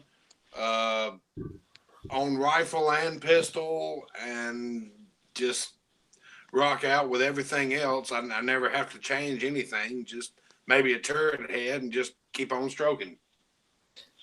I know that sounded wrong, but just keep on stroking, man. Just change that head and just keep. Anyway, I've got the Lee Classic cast. I've got a Lee C press, one of those little ones. I've got a Lyman crusher. Those are my single stages. I've got the Lyman T-Mag, which I love, the Hornady Lock and Load AP, and technically have a Dillon 450. Technically. And every one of them has a particular use, except for right now, the classic cast is kind of sitting on the shelf because I haven't figured out exactly what I'm going to do with it now that I'm using the Lyman for a lot of stuff that I was using it for. I was looking around the interweb today, and I found, Midway's having a clearance, and I shared some links from Sigurd. They've got the Redding T7 on sale for just under $300 right now. Mm-hmm. And I'm a turret loading kind of guy, so that thing looks awful nice. I've got plenty of presses. I don't need any more. What I need to not do is buy another gun of a different caliber to force me to do it.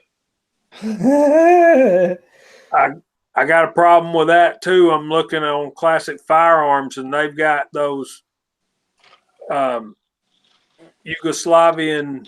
TT Makarovs in 7.62 by 25. Man, that's a good looking gun for $200, man. Yeah, they're good looking guns, but Jesus. It's $200 for the gun, and then now you're looking at $50 worth of dies, $12 worth of a die head, and no telling how much money you're gonna charge them for rental space on your wall to hang the damn die head up. Jesus. Oh, you Oh my okay, God. buddy? I mean, you know, you seemed awful frustrated about all that. Who, me or Kyle? Oh, Kyle seemed frustrated about all that extra additional cost of reloading. Well, the problem with that particular round's going to be brass availability. Yeah, I don't know. I'm the guy that just bought a 450 Bushmaster, which I found zero brass for. So, Hey Nathan, you remember that press I sent you the other day? Did you see how much it sold for? You still got the link? oh yeah, I think it sold for something ridiculous. 142 plus like $46 shipping, so like 180. Yeah, It was under $200 for that 450. well, that's a 450 Junior. Oh yeah, you did say that. Okay, a junior. That's different than the 450. Oh yeah, it's like significantly different. A straight 450 is basically it's a lot like the workings of it. A lot of the parts will interchange with a 550. That 450 Junior is entirely its own animal. Square deal B. Yeah, I remember Yeah. you said that. Yeah, so it's crazy how much some of that stuff goes for. I just Wait, somebody talking about your husky voice? I missed out. Kyle's husky voice is one of my favorite things when it does make its rare occurrences. Yeah, what do you mean my voice changed? This is my voice. Oh, I don't know. Maybe Curtis was maybe he just got done watching, was it 2 or 3 weeks ago, whatever it was, when you did your Survival Sunday, you had husky voice on. I don't know, but I can tell you this. Mike Train sent me a box of biscuits, and we actually cooked that last week when we were all out at the shooting property, and that was a very good breakfast. That's awesome, man. That is awesome, dude. It's always cool, man, when we send each other stuff and then get to use it. And Curtis, it's not me calling for Papa. That's not me. Oh, okay. Now I see where he's going with your voice changed. Okay. Yeah. Now it makes sense. Yeah,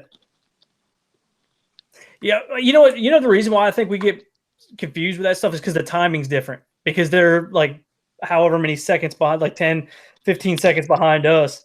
And then it takes a little while for it to come through there. So by the time they're saying something, we're already. Yeah, we're 3 comments deep. So, Yeah. Which Yeah, that doesn't even apply to me because I'm still 10 comments behind. So I think a lot of those presses have just like I know the leads for a fact, like that's my little single stage. When you bolt it to a bench or whatever, and I'm de-priming, I gotta like Kyle said, you gotta take it apart, and you got primers everywhere, right? So one of our good brothers sent me something, and I don't want to say his name, but you guys know who he is. And he sent me a adapter plate that I can hook up to my my single stage, and it's a little tray that catches the primers.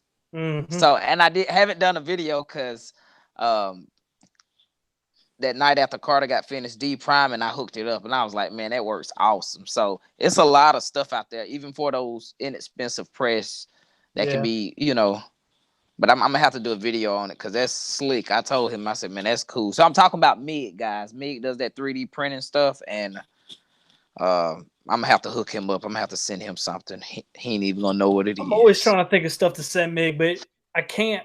Like I've never really thought of anything decent, like anything that's really worth like that shows how much I appreciate all the stuff. Right. Really, it's just I don't know. It's like sending him a beat. What do you like, send to somebody that can print anything the hell that he wants?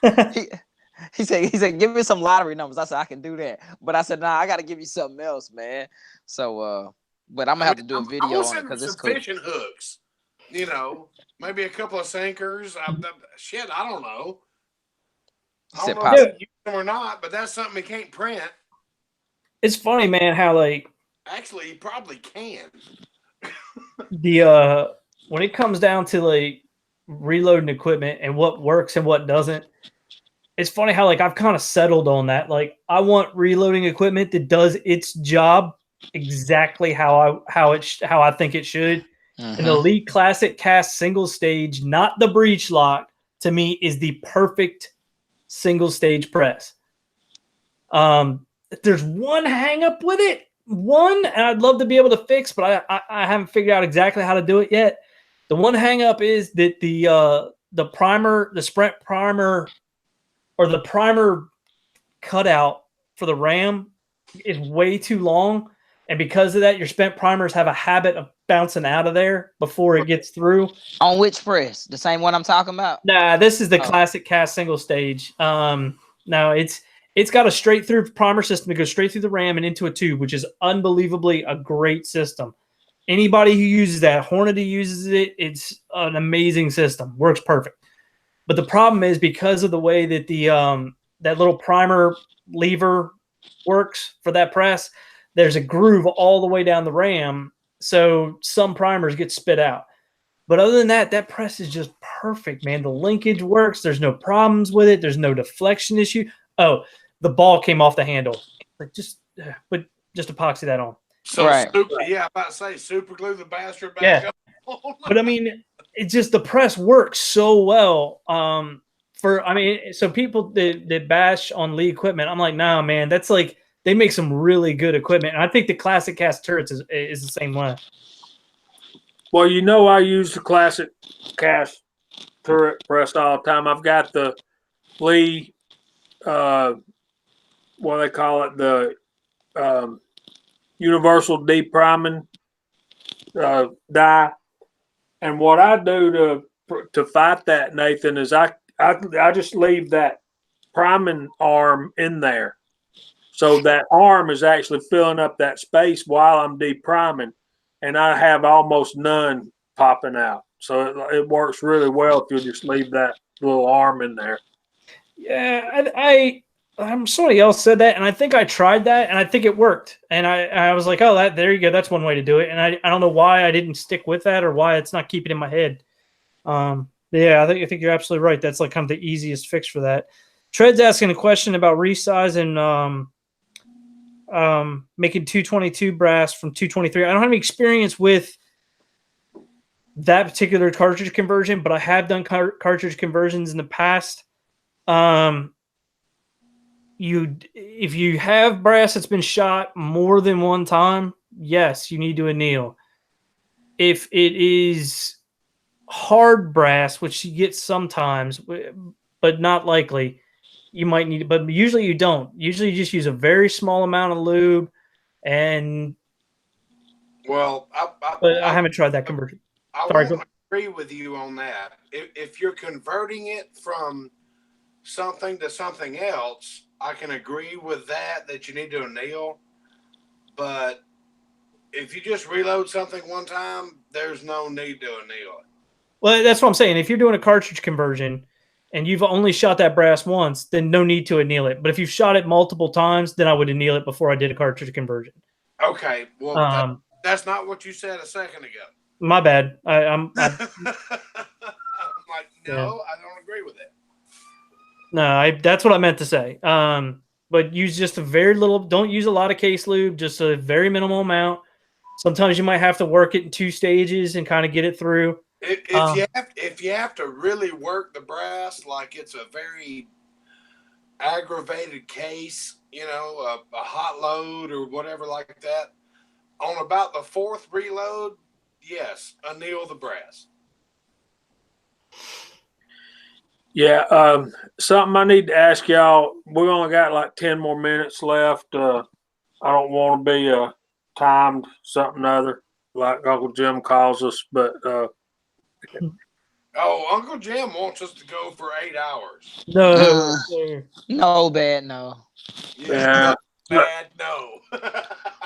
My question is, y'all know I got the 8mm, and Chico gave me the book to convert the brass, which I appreciate very much, Chico. My pleasure, brother. My question is, it says you've got to expand that. Now, how do you go about expanding that neck? I know we got to anneal it first, like No, you would not anneal it first. You would you're talking about taking 270 or 30-06 brass? yeah. Do not anneal it first. Right. That's bad. No, bad. Jamie, come over here in the morning. We'll go to the gun show, and I'll send you home with some brass. Do you need a saw to chop them down with? He's going to eat. Wait a minute. Hold on. What? You're taking 8mm brass and making two? What? What's going on?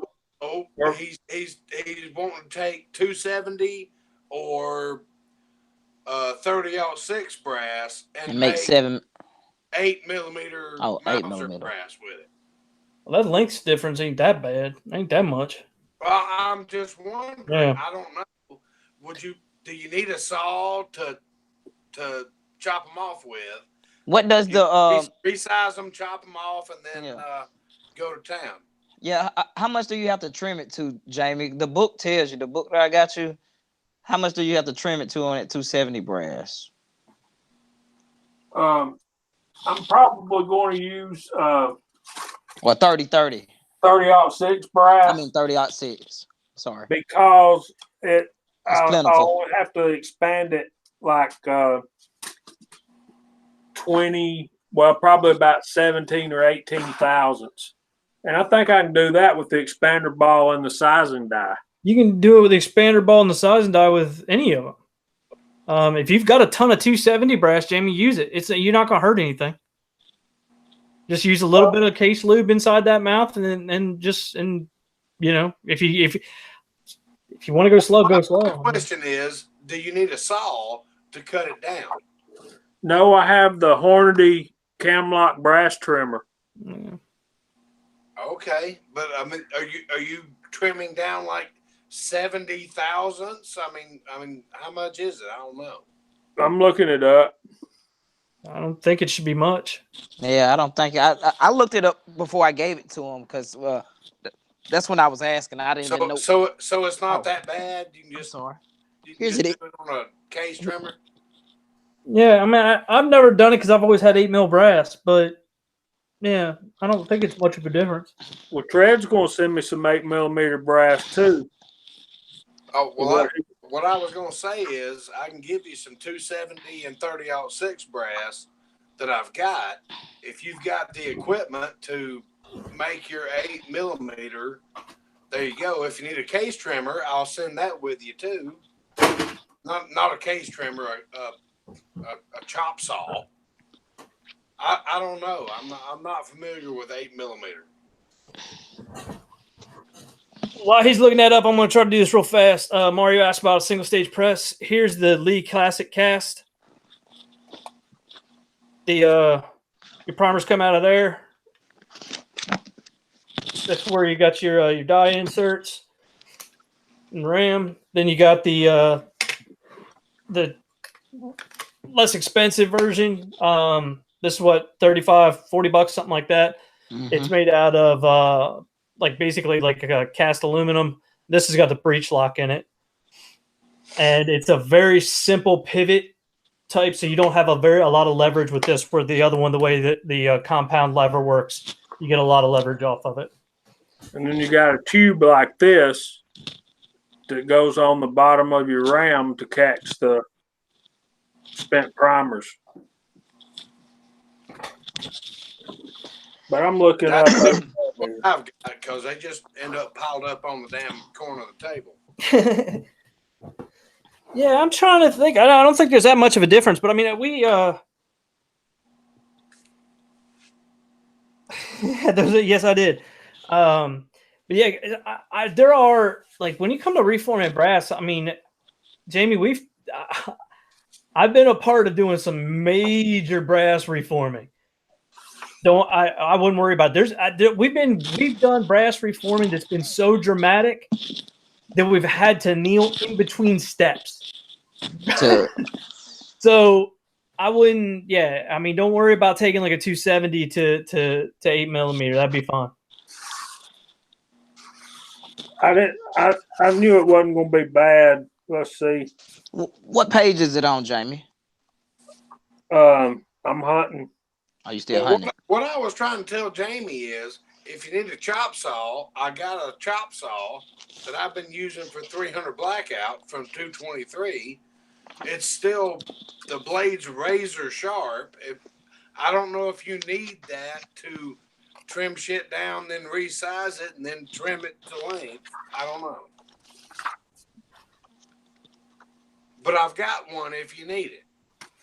Well, I appreciate that, man. I may, but I don't think so. Let me see. I'm getting close. I'm in 8mm now. There's the jig that you need, but I've got the chop saw that you need. So I've been making 300 blackout brass since before making 300 blackout brass was cool. Yeah, that's a big one. Sure, it takes a considerable amount of shortening brass. I mean, if you resize it and have to trim 70 thousandths off of it, here, take the saw, zip, and then you resize it and take 10 thousandths off and be done with it. Yeah, like Killing Tom said, it depends on the different conversion. I mean, right? Yeah, I'm not familiar with the 8mm. Yeah, I don't know. Well, I'm mildly familiar with what Jamie's doing, and that's why you'll be fine. You might want to anneal afterwards. But as far as going 223 to 222, I have no idea. I'm completely in the blank here. Yeah, I got nothing on that either. Okay, we're trimming it to. This says 30-06. Taper expand the aux6 case to 0.325 to 0.30 diameter. Run into an 8x57 die with the expander removed. This will set the shoulder back. Then trim to 2.24 inches in full length size with the expander in place. Yeah, I'm about to say, then run it again with the ball in there. You need to make some measurements, man. You're more than welcome to my saw. It doesn't matter. But I'm not familiar with what you're doing, and I'm not a stranger to having pieces of brass that say 223 Remington and then have a 300 blackout bullet sticking out of them. I'm not a stranger to that. I'm just not familiar with turning 30-06 brass into 8mm Mauser. So you're going to have to do your own research on it. Yeah, you just got to remember that 8mm Mauser is a giant case too. I mean, exactly. That's what I'm saying. The trim length isn't that. It's not going to be too bad. It shouldn't be. You're gonna have to do your own research on that. Okay. But you're more than welcome to anything that I have, and you know that. I'm pretty sure I know what I would do, especially if I had a bag of 270 or 30-06 brass I was working on. I'm pretty sure I know exactly what I would do. Go ahead, I'm listening. I'd lube the case up a little bit, and I'd push it up into an 8mm die, and with an expanding ball in there. Just I'd run it a little bit slow. I wouldn't worry about tapering this, doing that. I'd just try it. I'd worry about the overall length for a little bit, because you might have to chop a 1/4 inch off the case or something. So I'm saying, Kyle, I don't think you're gonna have to take much off of it. I mean, you're gonna have to take 10 thousandths or something off of it. I don't think it's much. Okay, yeah, 10-4. That sounds really well and good, but I'm just not familiar, so Yeah. I'm not throwing anything out there except for, if you need a saw, I got one. Willie's asking me to show this seat press a little bit more. So, This is the Lee C press, which is your bent primers go in this here hole there. I think there's another way to do it. I think that's what Chico was saying. There's a way to be able to block that or something, do something different. It's you get these little. You can take these bushings out, so you can have dies put into your bushings and set, and then supposedly you can just kind of put it in there, and your die's already set. You don't have to set it. It's got an aluminum handle. It's cast and a single linkage arm. Once again, you're going to have to, if it's a new one, most likely you're going to have to epoxy the ball on there. Mine, I think, is. Takes 3 small screws. This one's set up to basically be put onto my other bench. I was using this for bullet sizing, which honestly it wasn't enough of a press for. I wouldn't do bullet like cartridge conversions or heavy bullet sizing with it, but it'd be fine for normal reloading procedures. Absolutely.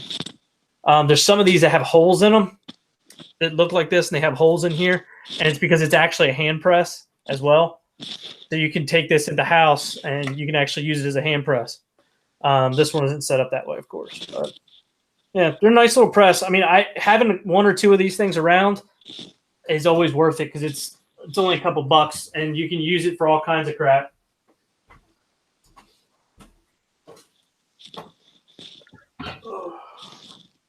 Well, guys, it is getting a little bit late here, so we want to kind of go around and talk about what we got coming up and then say our good evenings.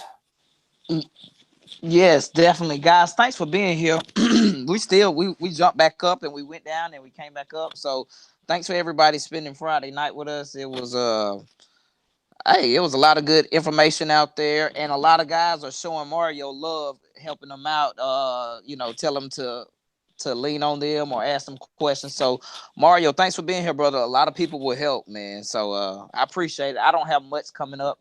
I need to go replenish about the 500 rounds that I shot on Wednesday. That's why I have a Dylan. But that's it, guys. Thanks for being here, man. I appreciate all you guys and girls. So Kyle, man, what do you got coming up? Besides, obviously, 1,000 videos. 12 videos. What did you say? How many? 15. Like I say, got a bunch of videos coming up. Just going through the editing phase of it.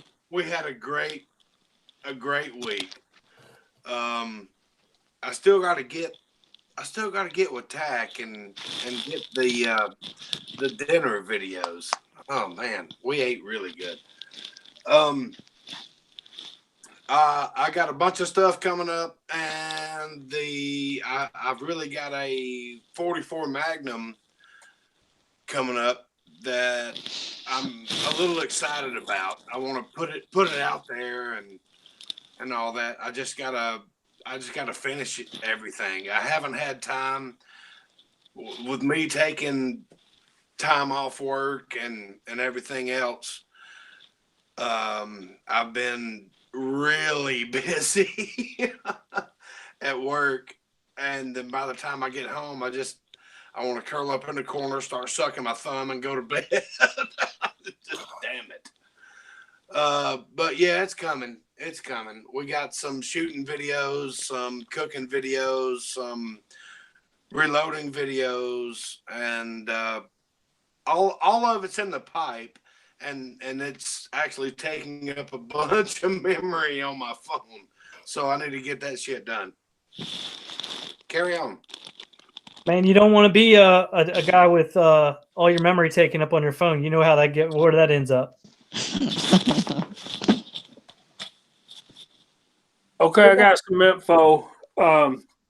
The 8mm Mauser, it says to trim it to 2.24, and in our lineman book, 30-06 trim to length is 2.494. Maximum length is 2.494. Trim to length is 2.84. So we're only looking at like nearly a quarter of an inch. Nearly a quarter of an inch. Yeah, that's pretty. That's a fair amount, but I mean, you can still do it with that. You can do it with either a hacksaw or that, or do a. It's just gonna be hard because you're gonna have to do it short and then trim up to that. So, I mean, either way, if you got a power trimmer, that'd be a heck of a lot easier. Can you take the handle off that Hornady one and put a drill on it? I can, and I have the power attachment ordered. I ordered it today. So Oh yeah, that's how I do that. Yeah, that'd be easy. So I think basically what I'm gonna do is just get it and trim it down to, and I got some that I trimmed too short. I'll start with those. And I'll just trim it. If you need the chop saw, brother, come get it. Well, I appreciate that, man. I hope it don't come to that. But Ocean wanted to know what the name of the book was. This is a gift to me from Chico. I'll show you the book. It's the Hand Loader's Manual of Cartridge Conversions. And if you look on the back of it, it has a picture of a RCBS Rock Chucker press kit. So this is fairly old. Dang, Chico, you got a good deal on that book. You know I did. And look, if you look on Midway, they say they're sold out. But yeah, I did. And you know what? I meant to take the price off so Jamie couldn't have seen it. But so this was copyrighted in 2011, so it's fairly up to date. But yeah, I'm gonna see if I can go find another one at that store that I got it from, and because Ocean, I did see his comment out there. So yeah, that's the name of the book. It's a yellow book. It's pretty big. It's a paperback. But I put out a video this week with myself meeting up with Scott from Insight Freedom and us shooting at the range. I also tested 2 loads of 35 Remington, loads number 8 and 9. I'm going to be doing one more preliminary load, and then we're going to do some work on the rifle. Then we're going to start fine-tuning those loads, probably the 4 or 5 best ones, which is basically going to be TAC for sure. TAC is just worked really well. And you'll see some more groups and get that rifle cleaned up, get another scope on it, get some lower rings on it. And we'll start having some fun with that and some 8mm Mauser and probably some 357 Magnum coming up in the near future in this calendar year anyway.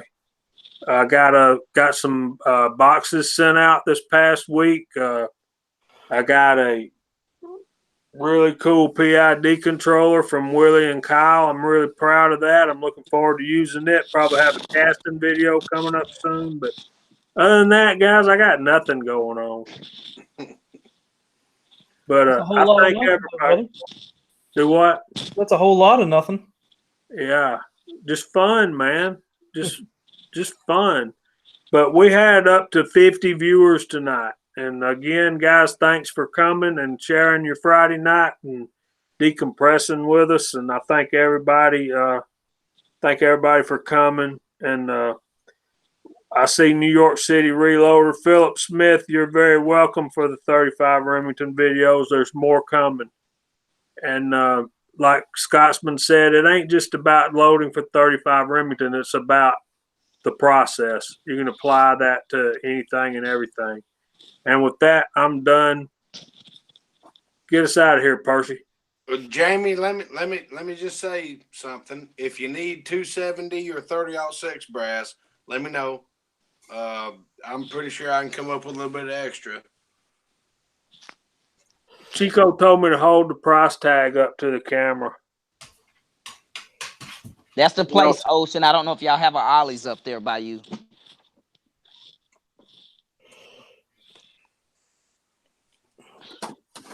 So I hate New York City's late getting here. So yeah, I guess you could see that.